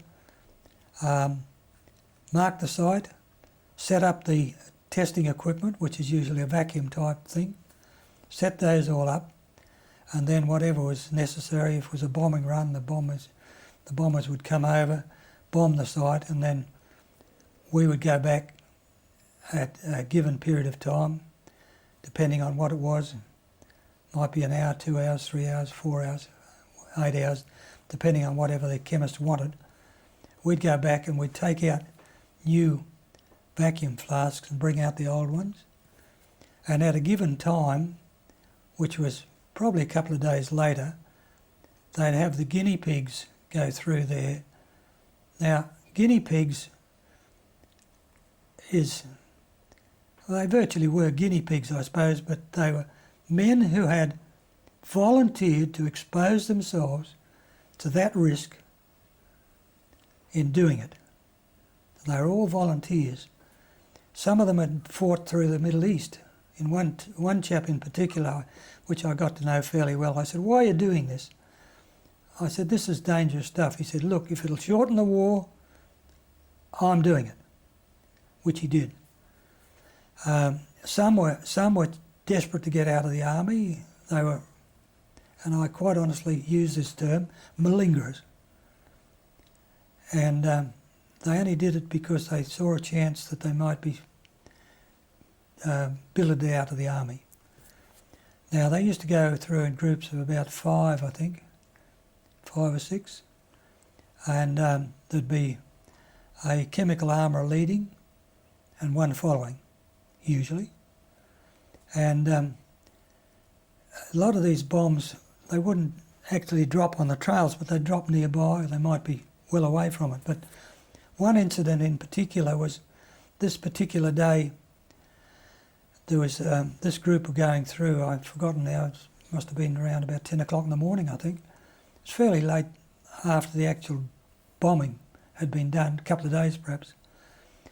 And on one particular trail, the bomb had dropped against it or nearby it, within yards of and of course these bombs, they've got an explosive charge in them that when they fell and hit the ground, they burst. And they didn't actually implode much into the ground, but they were more of a spreading type of thing. So they had, when this one had exploded, it had thrown up the earth in a sort of a circular pattern around where it had hit, not very deep. And these chaps obviously had it worked out between them, some of them anyway. And between the lot of them, they created a diversion. And one chap, he raced over and he picked up this contaminated saw, because you could see it was contaminated, it had an oily look to it. He picked this up and he rubbed it on his arms. And anyway, I wasn't involved in that particular incident, but one of the mates was, so he told me what went on. So anyway, eventually they got moving and they did their run through the site, and then this chap developed these burns. Well, they had a ward in the Innisfail Hospital, top floor of the Innisfail Hospital, I subsequently found out. So they took him up there, and his burns, and believe it or not, I believe these films are still available today in the services. He had a blister which started at his wrist, finished up near his armpit, and hung 3 inches below his elbow. One continuous sausage, both arms. And they had him in a oil bath for days and days and days. I think eventually they got him well and discharged him, but he was the most serious case of all, through his own stupidity. That was one of the biggest problems we found with anybody with chemical warfare. You cannot explain to people what it is like. You just cannot do it. It's such an insidious and dangerous thing. And it used to worry me to see army chappies going into New Guinea, and the first thing they'd throw away was their respirator, because it was cumbersome. It used to get hooked in bushes and all this sort of thing, and they didn't like wearing it anyway. So if you got rid of any army gear that was nuisance, that used to go. And had things been really serious with any of this chemical warfare stuff, it was a hopeless situation for them. And we tried to tell these volunteers what to expect, to be careful, to do what you're told, listen to it, don't do anything different. And they got the impression that we were trying to scare them or tell them a lot of rubbish, because we were only youngsters and they were mostly older men, and they'd sort of experienced army life and felt that we were sort of too young and innocent to know what we were talking about. So we couldn't convince them. And this is why it happened, because of this. They didn't listen. The older blokes did, like this chap I was talking about that had fought through the Middle East. He was a wise guy. He listened, and he may not have understood, but he listened and did what he was asked to do. So he got through it all right. And they were paid, I think it was either 2 shillings more or 3 shillings more a day than the army pays, something like that. It was pittance really for the tests they were doing. But that's the way it was, anything like that was not, you were not overpaid by any stretch of imagination. So I spent a lot of time at Innisfail, and working with some of the chemists and so forth, and working on the sites. We had Australian Army boots, genuine leather Army boots, and they were impregnated with some sort of a prohibitive chemical, which was supposed to prevent any mustard gas getting to our feet. But when you're working up there, as we were all the time, you were walking around in muddy ground or wet jungle, because we were in the middle of the jungle, and you never got your boots dry. So whilst you had two pair, you could never get one pair thoroughly dry to wear. You were always sort of wearing wet boots or half-dried boots. And I really think that impregnation broke.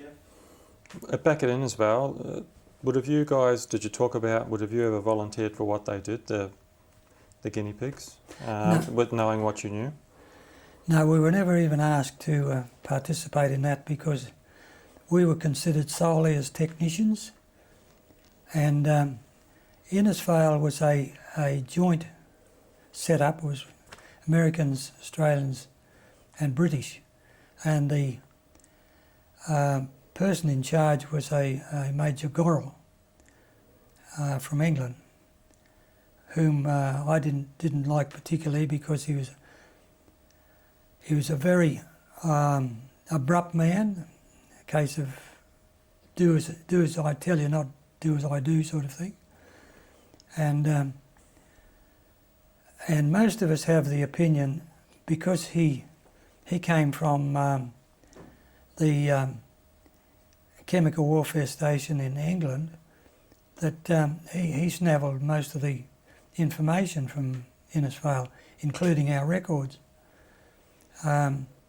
Incidentally, just going back a little, I was always registered as 1CR Lithgow, always on secondment. In all the years that I was, from 42 to 45, wherever I went, I was on secondment. I was never transferred to another unit. It was always 1CR. And so most of us, our medical records are very, very patchy as to what we did and what we had. It was that tight, it may be hard to believe now, but it was that tight that when I went before the discharge board in Brisbane, I went before two medical doctors, army type doctors, I presume they were, or specialists, and they asked me if I had any comments to put on my health record. And I said, well, the only thing that I was concerned about was burns to the eyes, because I'd been burnt in the eyes with mustard gas. And they said, oh yeah, right. And then as I was leaving, I overheard one doctor say to the other, he said, that can't be right, there's no mustard gas in Australia. So that's how tight it was, just to give you an idea, of what it was like. What the other services were like, I don't know. I don't know whether there was so much concern over it, or whether it was our method of authority or what, but it was tight. And, yeah. So have you got any more comments on secrecy and secrecy in general? The guy, what did you say to people when they asked what you did and that sort of thing? Well, that was always a very embarrassing sort of thing, because you quite often you're in and out of Sydney for some reason. You might be taking something through or whatever. I was in Sydney several times, and you always went to one of the service hostels there for sleeping, and usually Sydney was an interim stop. You never sort of arrived in Sydney and left the same day. You might arrive in Sydney one day, might be 2 days later before you moved on. And people would say to you, oh, what do you do, what are you doing in the Air Force?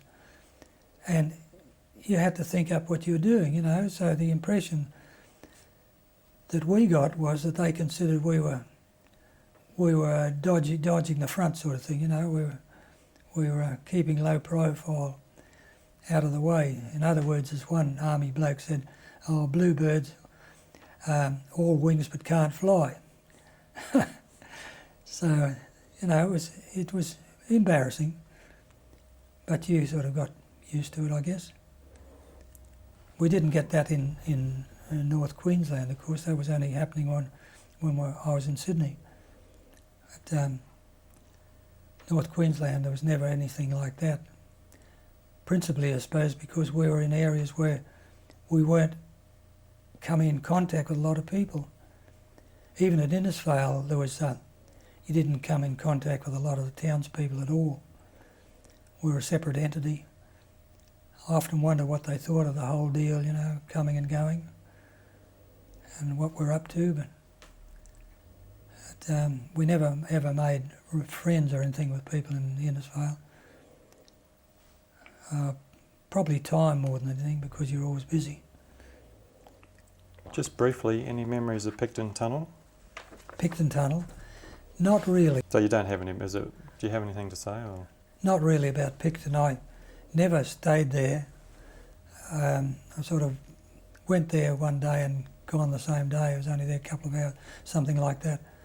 So my principal area was Glenbrook. Yeah, that's all right. Strictly Glenbrook.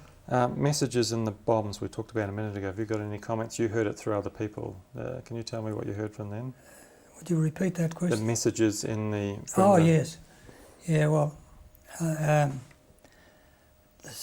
lot of these 250 pounders, because of the nature of the beast, they were packed in a crate, sort of 4 to a crate, and that was a crate like they used to pack bananas in, slat-sided things, and they'd been shipped from England that way, and a lot of the women apparently, they did it with everything, I believe, parcels that were sending over to the troops and that. They used to slip a note in, "Good luck," or hope you get this safely," or whatever.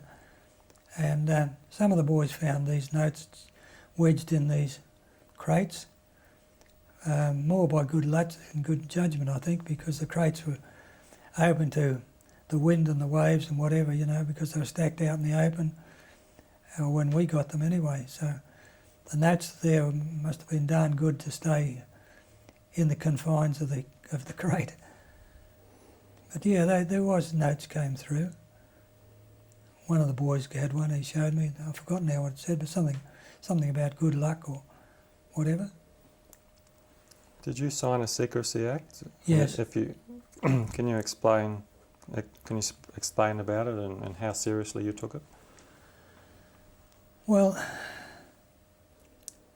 at the time that we signed it, I suppose it was just another piece of paperwork, really. It didn't sort of impinge on my mind so terribly much until I realised what I was in. Then the signature, actually, I can't remember when it was, to be honest. I think it was at the time that we were transferred out of armament school and told that we were going to a highly secret operation, and that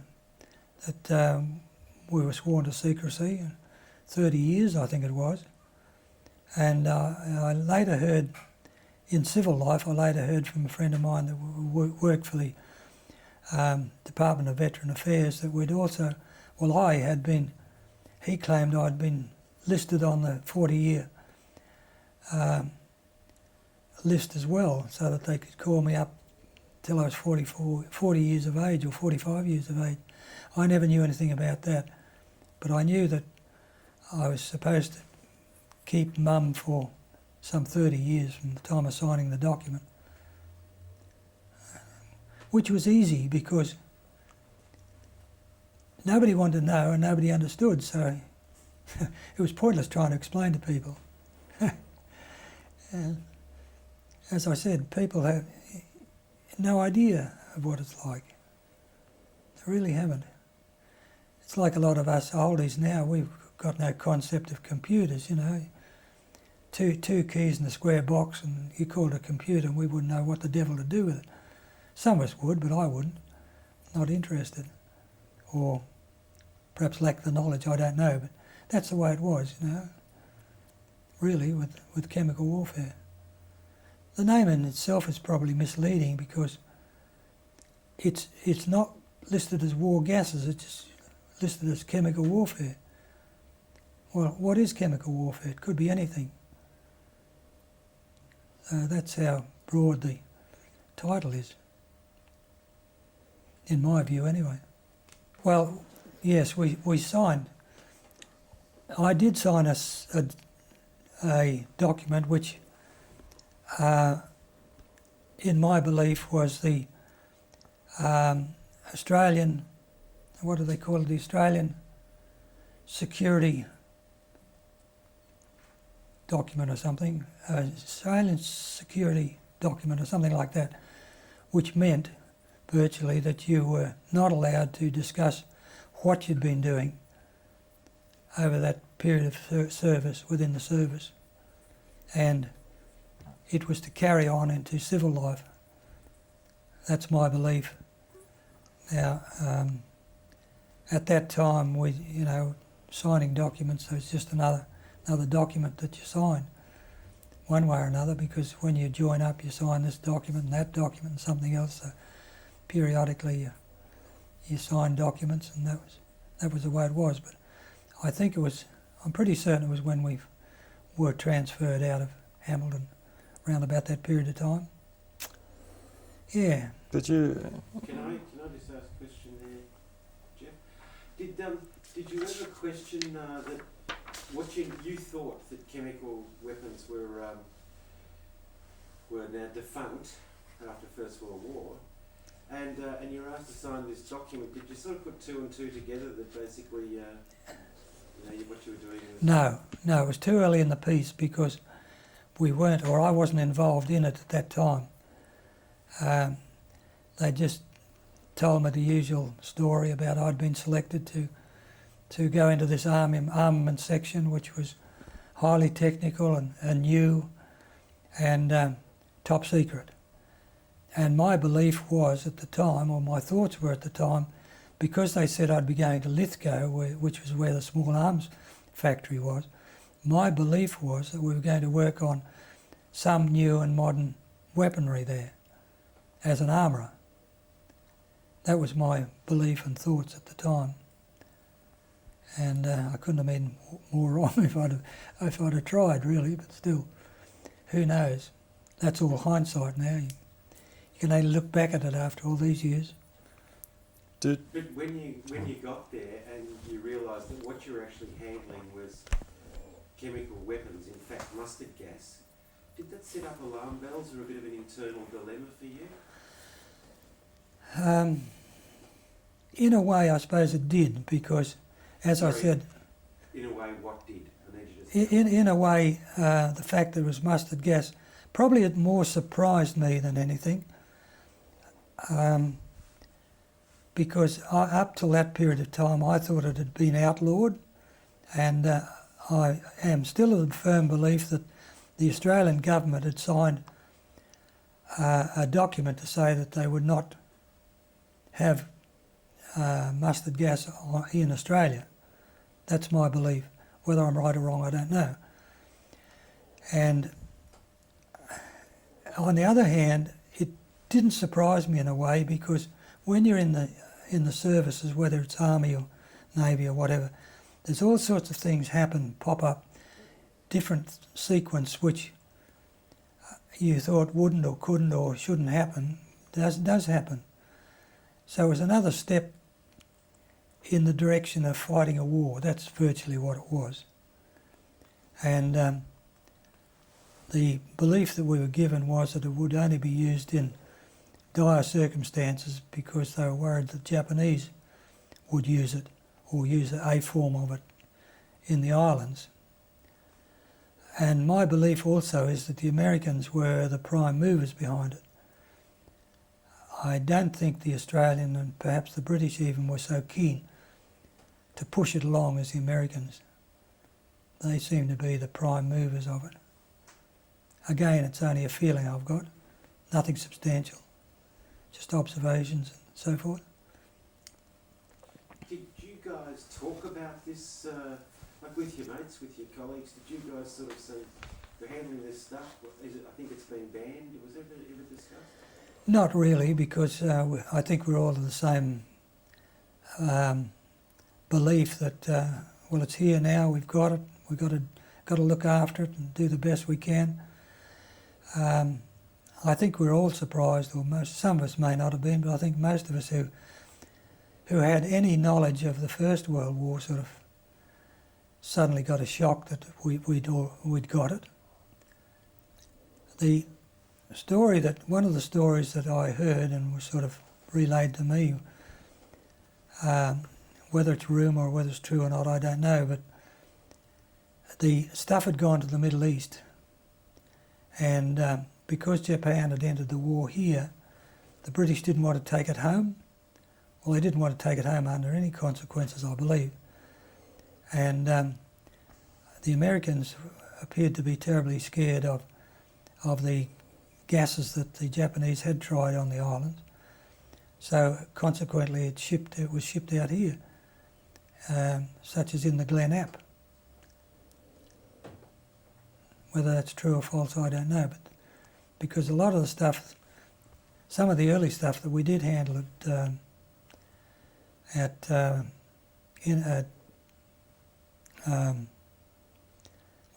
the beginning up at Penrith was pretty well looked as if it was a bit rusty, sand eroded sort of things, as if it had come out of the desert.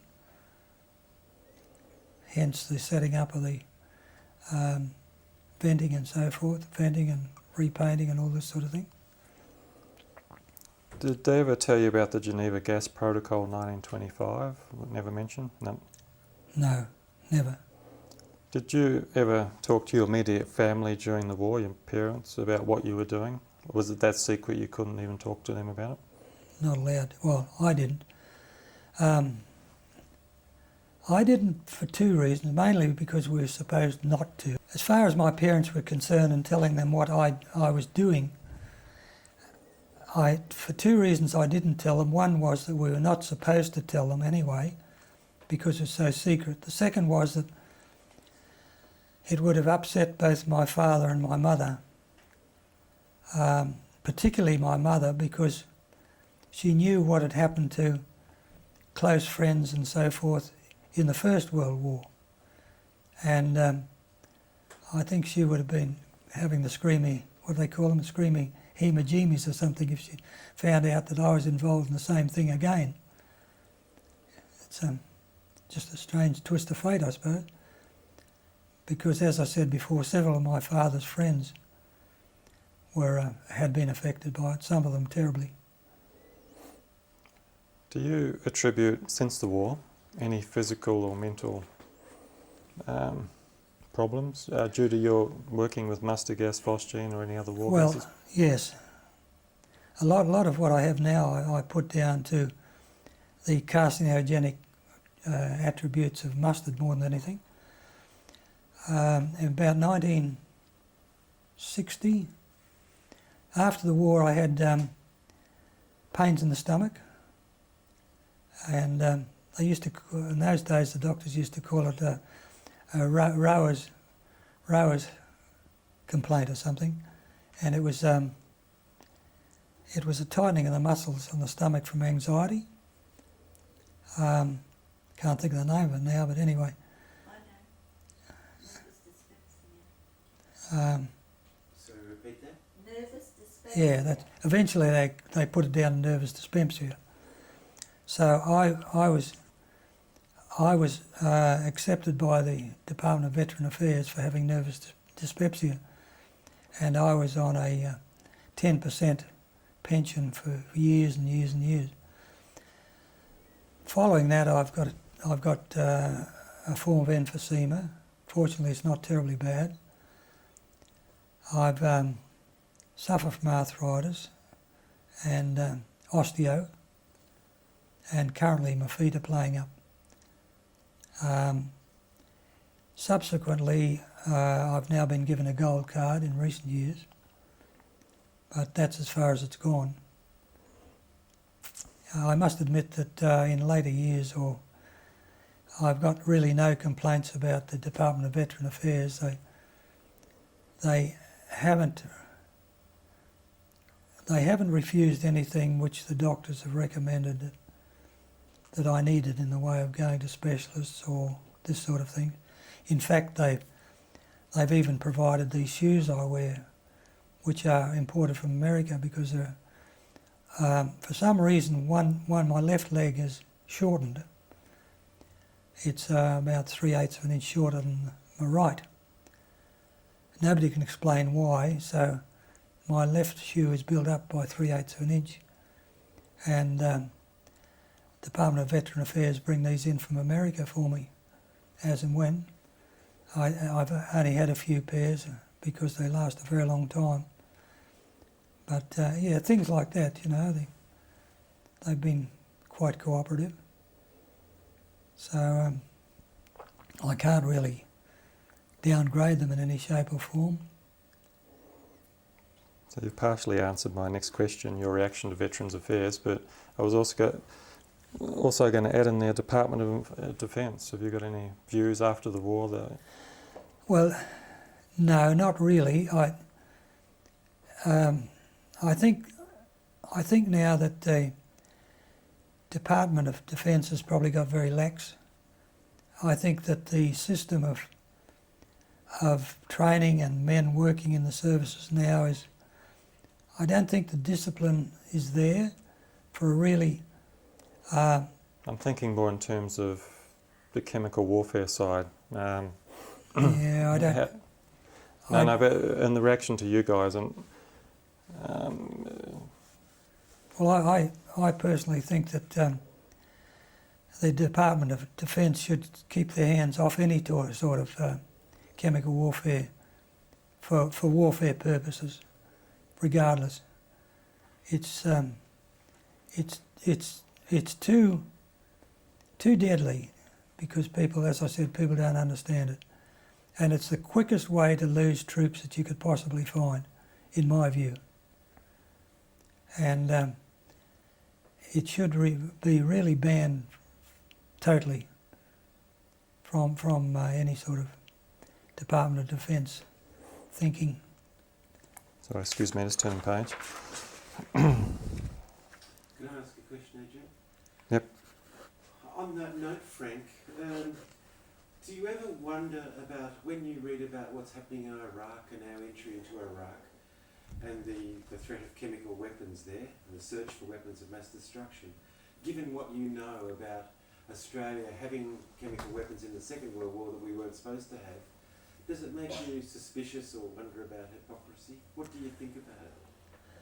Well, I firmly believe that somewhere in Iraq there are still hidden pockets of chemical warfare.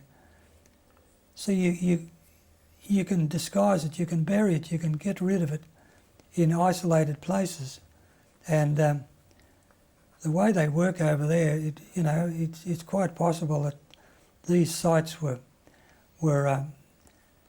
created and they're sealed up, and those that did know or can give information have been either sworn to secrecy or some other means of keeping them quiet.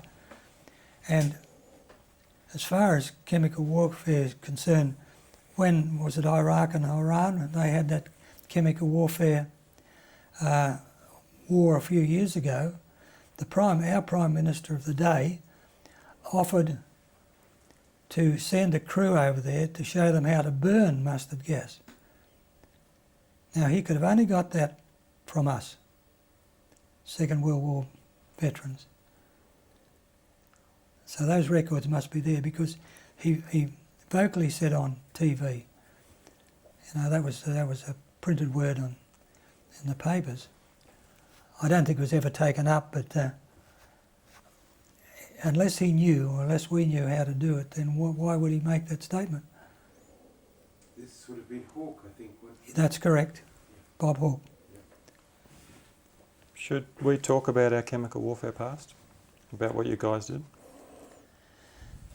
I don't think there's any much point in talking about it, Geoff, because it all evolves around your understanding of it and what it's like. You know, it's like you chaps trying to tell me how you do your work, how you run your equipment, and so forth. People don't understand, and therefore they're not really interested.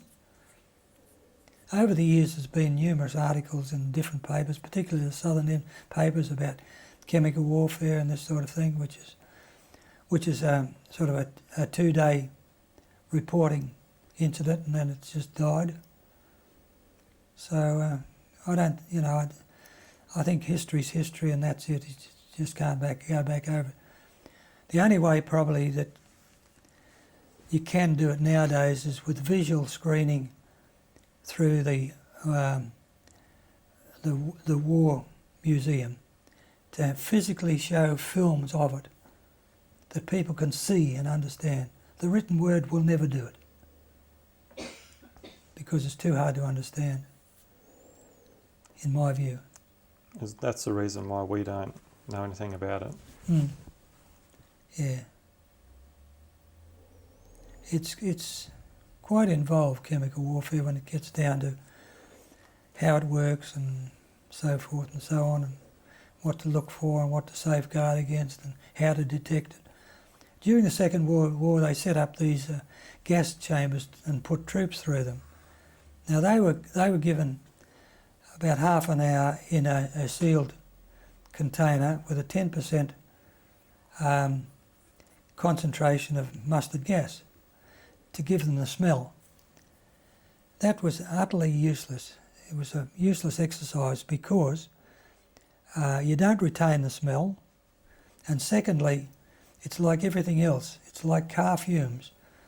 Once they mix with other odours in the atmosphere, it's gone. You can't pick it up, or else you've got to be a specialist to pick it up, somebody that's looking for it or can detect it. That's how it is. In 1994, an international convention was signed by many countries called the Chemical Weapons Convention, which bans their storage, manufacture and use. Have you got any feelings whether that was a good or a bad thing to do? And Australia's a signatory to that. So that's one of the best things in the world, providing that the powers within the world all sign it, and providing there's no deviating from it. In other words, no breaking their contract. That's the only problem. Is if it could be banned worldwide, and everybody was sure that it would be banned, with no chance of it ever reappearing, that'd be fantastic. It really would, in my view. are you disappointed that the chemical warfare armourers are unknown, that they're totally unrecognised? Well, we are, yes. We are because it's so secret. I think that over the years the Department of Defence or somebody should have come out openly and admitted that this did exist and these were created and these people were involved. They've remained mute, you know. They've never cracked a lay that these units existed. Even now, as far as I know, to my reading and so forth, they haven't openly admitted that we were there. We're still, in the general sense of the word, we're still classified as RAAF personnel, armourers in particular. The word tacked on the end of chemical doesn't mean a thing. I think that's my feeling, and I would say that the bulk of the guys feel the same way. We think that we did a good job under the circumstances that existed, and we did our best in chemical warfare, and therefore at least we should be recognised as a unit, or a specialised unit or something. One last question, Frank. Why do you think the government hasn't bothered to recognise that the unit existed and recognise you guys? I think probably the fact that at the time was so secret. How far through the hierarchy it was known, I don't know. The other thing, as I said earlier in the piece, is that a lot of the powers that be were indifferent to it. It was just another thing to them. They weren't involved, and they didn't want to be involved. And for that reason, and at the time, of course, during the Second World War, they were so insistent that we didn't exist and they didn't have the stuff, that they're probably a bit shamefaced to come out openly and say, well, yes, we're telling fibs. I don't know, but that's my thoughts on it anyway. You know, it's a long time since all that happened, and surely now the government should be a bit more open, particularly the present governments, because they're well away from the scene of the action. That again probably is another factor, because being so long ago, they haven't any idea. They have no feelings on the matter. It's just another part of the century, part of the happenings of those times. It's nowadays, I think, and this is probably not the right thing to say, but I think that a lot of our politicians today do not spend enough time with the people, finding out what the people do, why they do it, and how they do it. That's my feelings. Earlier in the piece, you used to get your local politician he'd come and visit, door knock, have street meetings, all this sort of thing. And you could ask questions and do what you like. All that's gone. You know, they rely on TV or something else now.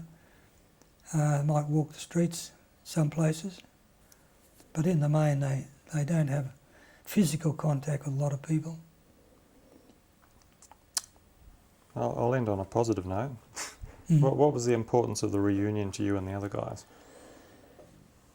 The importance of the reunion was, first of all, the importance of the reunion was that we knew that we were getting older. We knew that a lot of the boys were in trouble.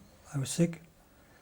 And because we were such a close-knit group, we wanted to get together once and see each other face to face, not via letters, cards, phone calls or whatever, to actually see each other and spend a bit of time with each other. And because we were drawn from all the states of Australia, it was pretty difficult. I think it took us about 7 or 8 months to get it organised. And we had it at Penrith, and the reason we had it at Penrith was because that was virtually a sort of central point where everybody could get to it, even from Western Australia. So we all met at the Leagues Club at Penrith, who I must tell you were very, very good to us. They were very good. And we spent a whole long weekend there together, and we visited some of the local sites together and had a talk about old times, the fun games, the serious sides, whatever. Just the camaraderie of it. It'd be great now to have another one, but it's too late. And none of us could afford to have one yearly or bi-yearly. So this was one big effort for us all to get together and spend a long weekend together.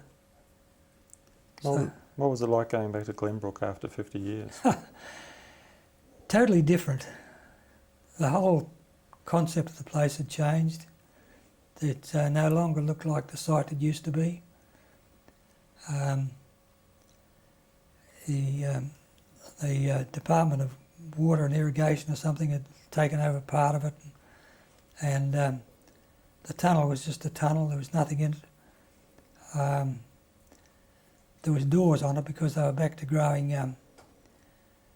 They were growing mushrooms in it again, because before we took it over, a chappie named Pop Evans and his daughter, they were growing mushrooms in it, and they relinquished it to the services, and he worked around the area as an odd job man for quite a while, because he was quite elderly, the old Pop Evans. So yeah, he sort of knew the tunnel inside out as far as the actual tunnel was concerned, and the growing of mushrooms in it, but we were on a different track with chemical warfare, of course. Well, sorry, just one more. What were the reasons you were all so close during the war and after? Can you pinpoint any reasons? No, only the fact that we lived, worked, slept and moved together in groups. And in my group there's about 25 of us in particular. But on the whole, all the groups would merge and split for different things. So the group that had gone to the 88 Mile, for instance, up in Northern Territory, they came back to Glenbrook, and we met them and worked with them for a while, and then they went off to do something else, or we were sent off to do something else. So in all, I think there was about 4 intakes altogether. Now one of the last would be Frank Moran, I think. We were the second. I think there was one followed us, and then there was Frank Moran after that. But regardless of that, it was the fact of what we were doing and how dangerous it was that you grew together. You know, you're closer probably than brother and sister or brother and brother, because you were dependent on each other. And you were always in some area which was isolated from other people. Well, Glenbrook was fairly isolated in its own way, and Talmoy was another one. The 88 Mile was another one. So all these different sites, you know, you were segregated away from the main flow of military personnel or civilians. So you worked, you made your fun together, you looked after each other, that sort of thing. It's not uncommon, I think. I used to sort of see it with my father's 2 brothers and other ex-First World War guys, you know. They never gave up that camaraderie that they had when they were in the trenches in Flanders. They were that close-knit.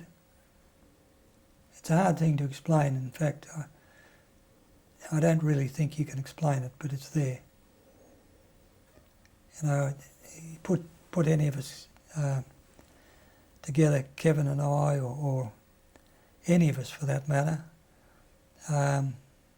we'd go back to where we were and start again, as if it was only yesterday. Simple as that. Is there anything you want to add that I haven't asked, or? Oh, I don't think so.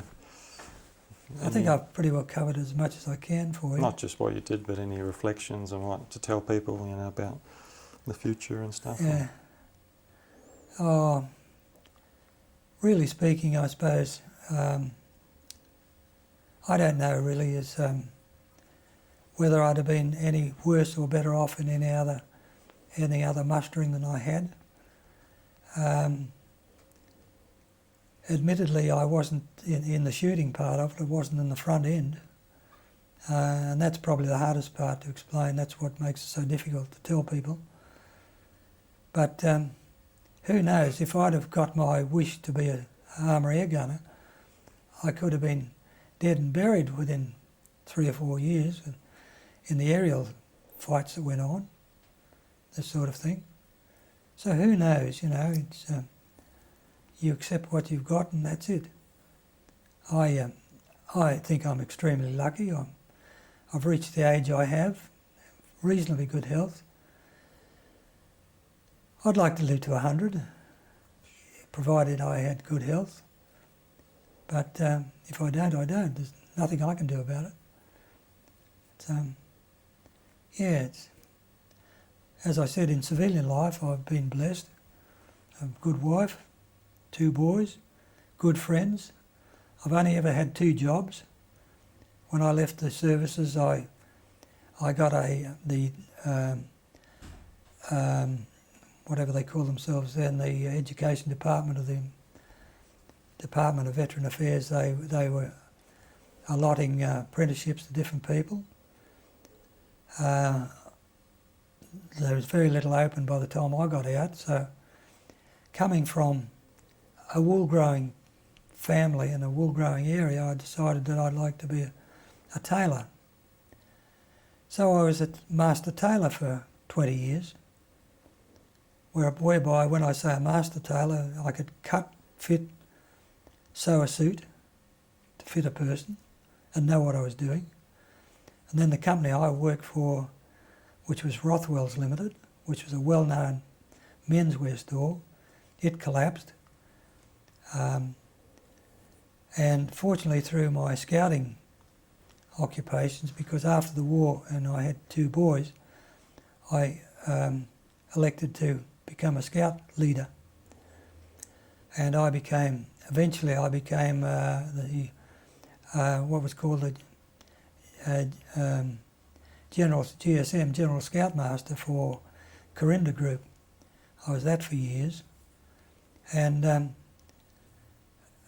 we were able to teach the boys woodcraft, independence, free thinking, independent thinking, all that sort of thing. So I was lucky, and through that I obtained a job with Dulux at Rocklea. And fortunately I worked my way from an indent clerk there right through to, in the end, being the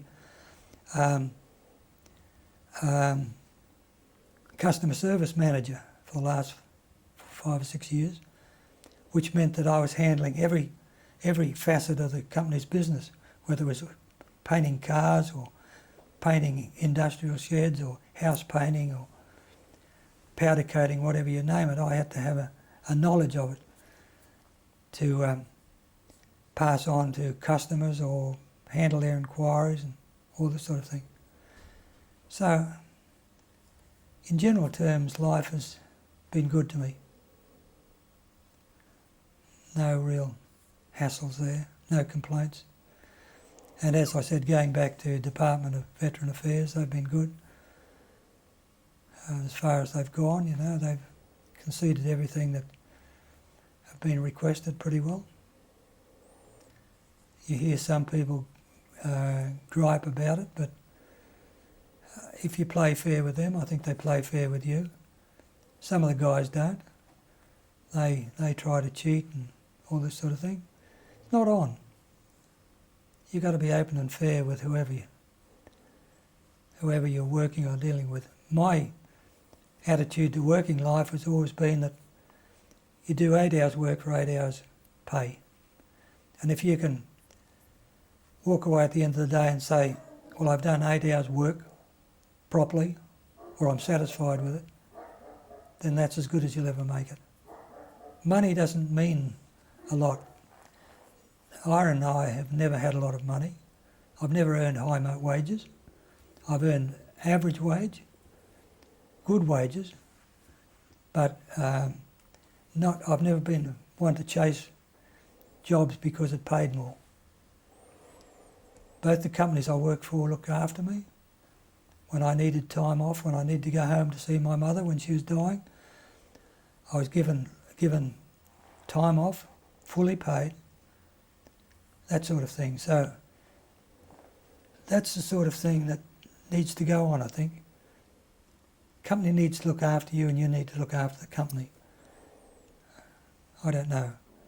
I think that a lot of the people nowadays have the wrong attitude, the wrong thinking. I really do, the young ones. Thanks, Frank. Is there any? Very nice. No, Okay. Can you take the finger out and then point it again? There's one there, across there. Just take your finger out. Sorry. Completely, no, like... Yeah, move Right it. off, sorry, just the hand, sorry. yeah. So I can, okay, now? There is a major one, there is a major one, there is a smaller one, and there is a smaller one, and there's a slight one across there, which is caused through liquid getting inside your glove.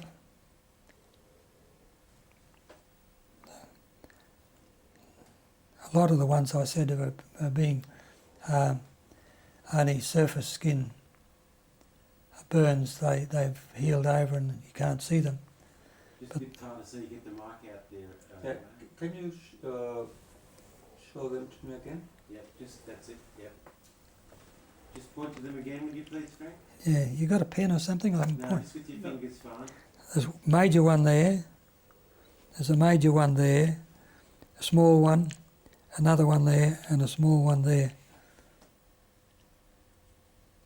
That's good. Thank you.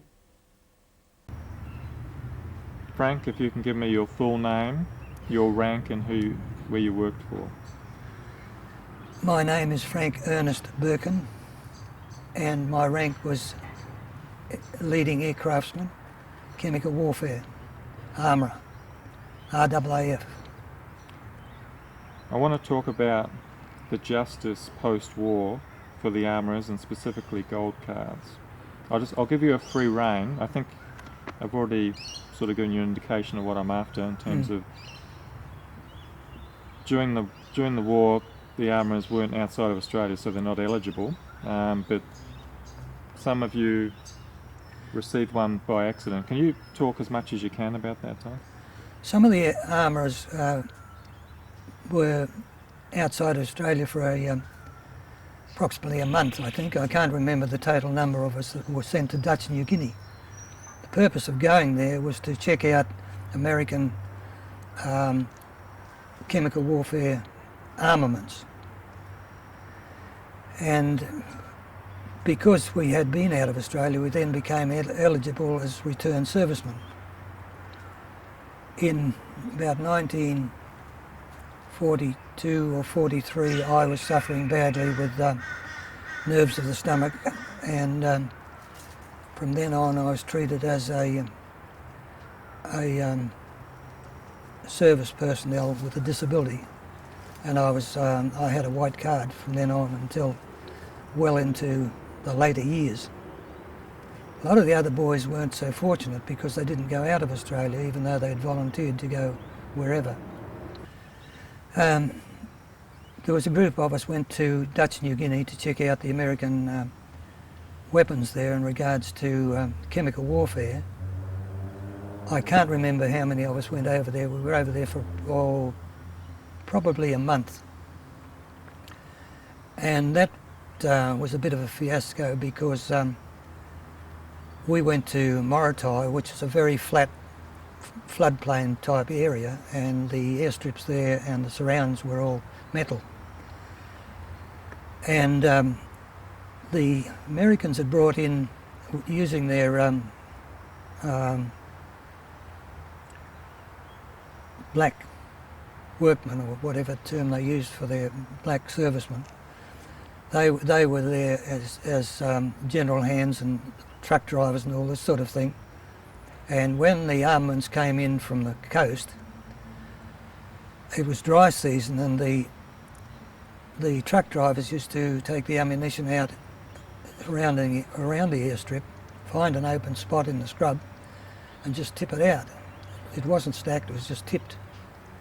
When we went over there, it was at the end of the wet season, and most of the ammunition that we could find, we found one dump there which in our opinion was definitely American chemical, but it was underwater, and as a consequence, of course, it was highly dangerous and there's nothing we could do with it. The nose cones on a lot of them were starting to crystallise, so we marked the area off as dangerous and tried to make arrangements for it to be a demolition site immediately the fine weather came in that area.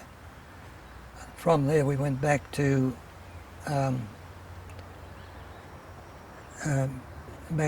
North Queensland, and then we carried on with our general maintenance of mustard gas until it was decided that that type of ammunition wasn't necessary anymore, and we were then posted to various places. Some of us went to all over the place. I can't remember where. I finished up in Rockhampton, and I was there for some months, and then I was recalled back to Innisfail, back to Talmoy, to get rid of the stuff from there, which we did. But about 1950, I received a questionnaire in the mail regarding gold cards, and the comments that I made to that was that the gold cards were a bit of a farce in a way, because some of the chaps and a lot of my friends would never get one because they'd never been outside of Australia, and as they hadn't suffered from serious burns, then they had no chance whatsoever. So in some degree the gold card is a bit of a farce in my mind. Admittedly, I've got one, and some of the other chaps have got them too, but I really think that the whole thing needed to be looked at and rehashed, and probably a better method of gold cards coming up. I don't know what the situation is now, but I did believe that once you turned 75 or something, an ex-serviceman was entitled to a gold card. But whether this is true or false, I've never bothered to check up.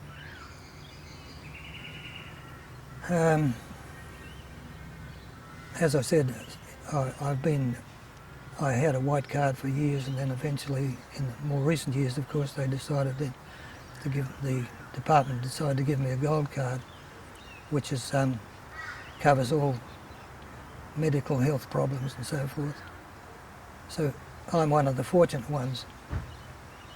I think that most of us that worked in chemical warfare, such as Kevy here and myself, are very fortunate to reach this age that we are, and reasonably healthy, because it's something you cannot describe and make people comprehend.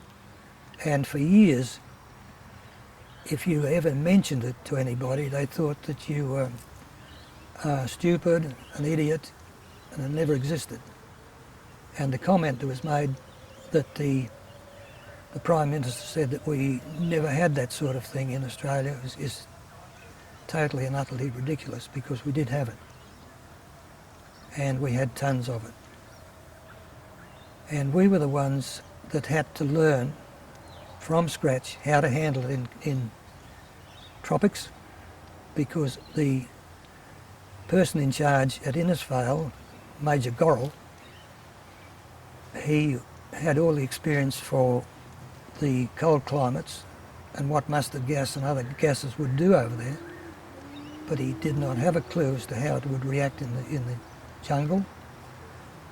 And we found, by sheer experiment and skin of the teeth, how to manage it and get by without getting badly damaged or badly hurt by it. And one of the great things in my life is the fact that it was never ever used, because it totally ruined any area that it was used in. Being a heavier than air gas, British mustard gas just used to lay on the ground, and it wouldn't move in the jungles because no warm air to lift it, and it would follow the ground contours. So any hollows or anything like that, it just lay there. So consequently it was a jolly good thing it wasn't used. But as far as our chaps, the ones that worked in it, we were such a tight-knit group that we depended on each other. We knew what each other was doing. And that was the thing, I think, that came out of it all. the comradeship and the fellowship and the ability to know what the other bloke was doing while we handled this stuff was the greatest thing of all,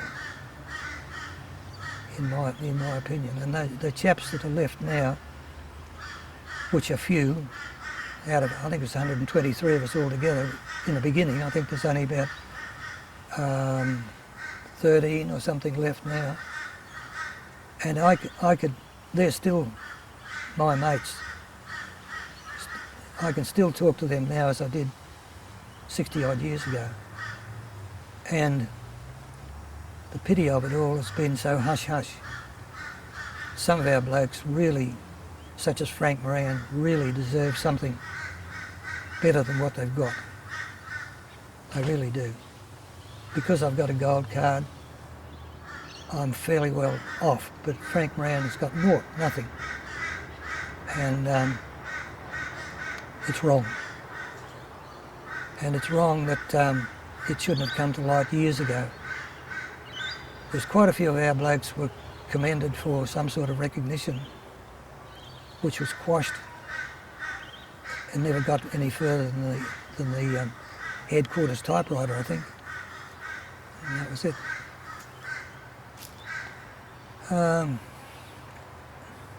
The description of mustard gas is correct. It's Oh, that's right. I've done that with you. Yeah, Have you you know. got any more to say on, with regard to on the justice of this? I mean, that's the thing I'm trying to get from at the moment. You've given me some good stuff. So, is there any more you want to add to that? And well, I really think that it's been kept under cover too long. I think that all the governments, regardless of what government was in, they've hushed this up. And I think it's principally because they didn't want to know. It's the sort of game that if you're not handling this stuff, you can't understand what it's like and you don't want to know. So you just ignore it. And as I think I told you once before, when I was discharged, I mentioned that I had been hospitalised for 3 weeks with burns to the eyes, and I wanted to put on my discharge papers. And after quite a discussion with the doctors, they decided they would put it on. But as I was walking away, one of the doctors said, "Oh, that chap's talking rot." That's how secret it was. And unfortunately, it's been like that for, 60 odd years. I think that there must be other groups within the services of that era who had similar problems. But we certainly were kept under wraps, up till now anyway. is there anything you want to say, sorry, on the justice side for us to record? Or Well, yes, to the effect that I feel that all governments have let us down by not acknowledging this when they knew darn well that we did have these weapons. And it doesn't seem right to me that this should start to come to a head now, or become news now, some 60 odd years later. It wouldn't have hurt any government to admit it, because it was something we had. Fortunately, it was never used, and to deny it totally is wrong, totally wrong in my view. The people of Australia should know what goes on under circumstances like that. War changes everything, I admit, but to keep it secret for so long is totally wrong. thanks, Frank.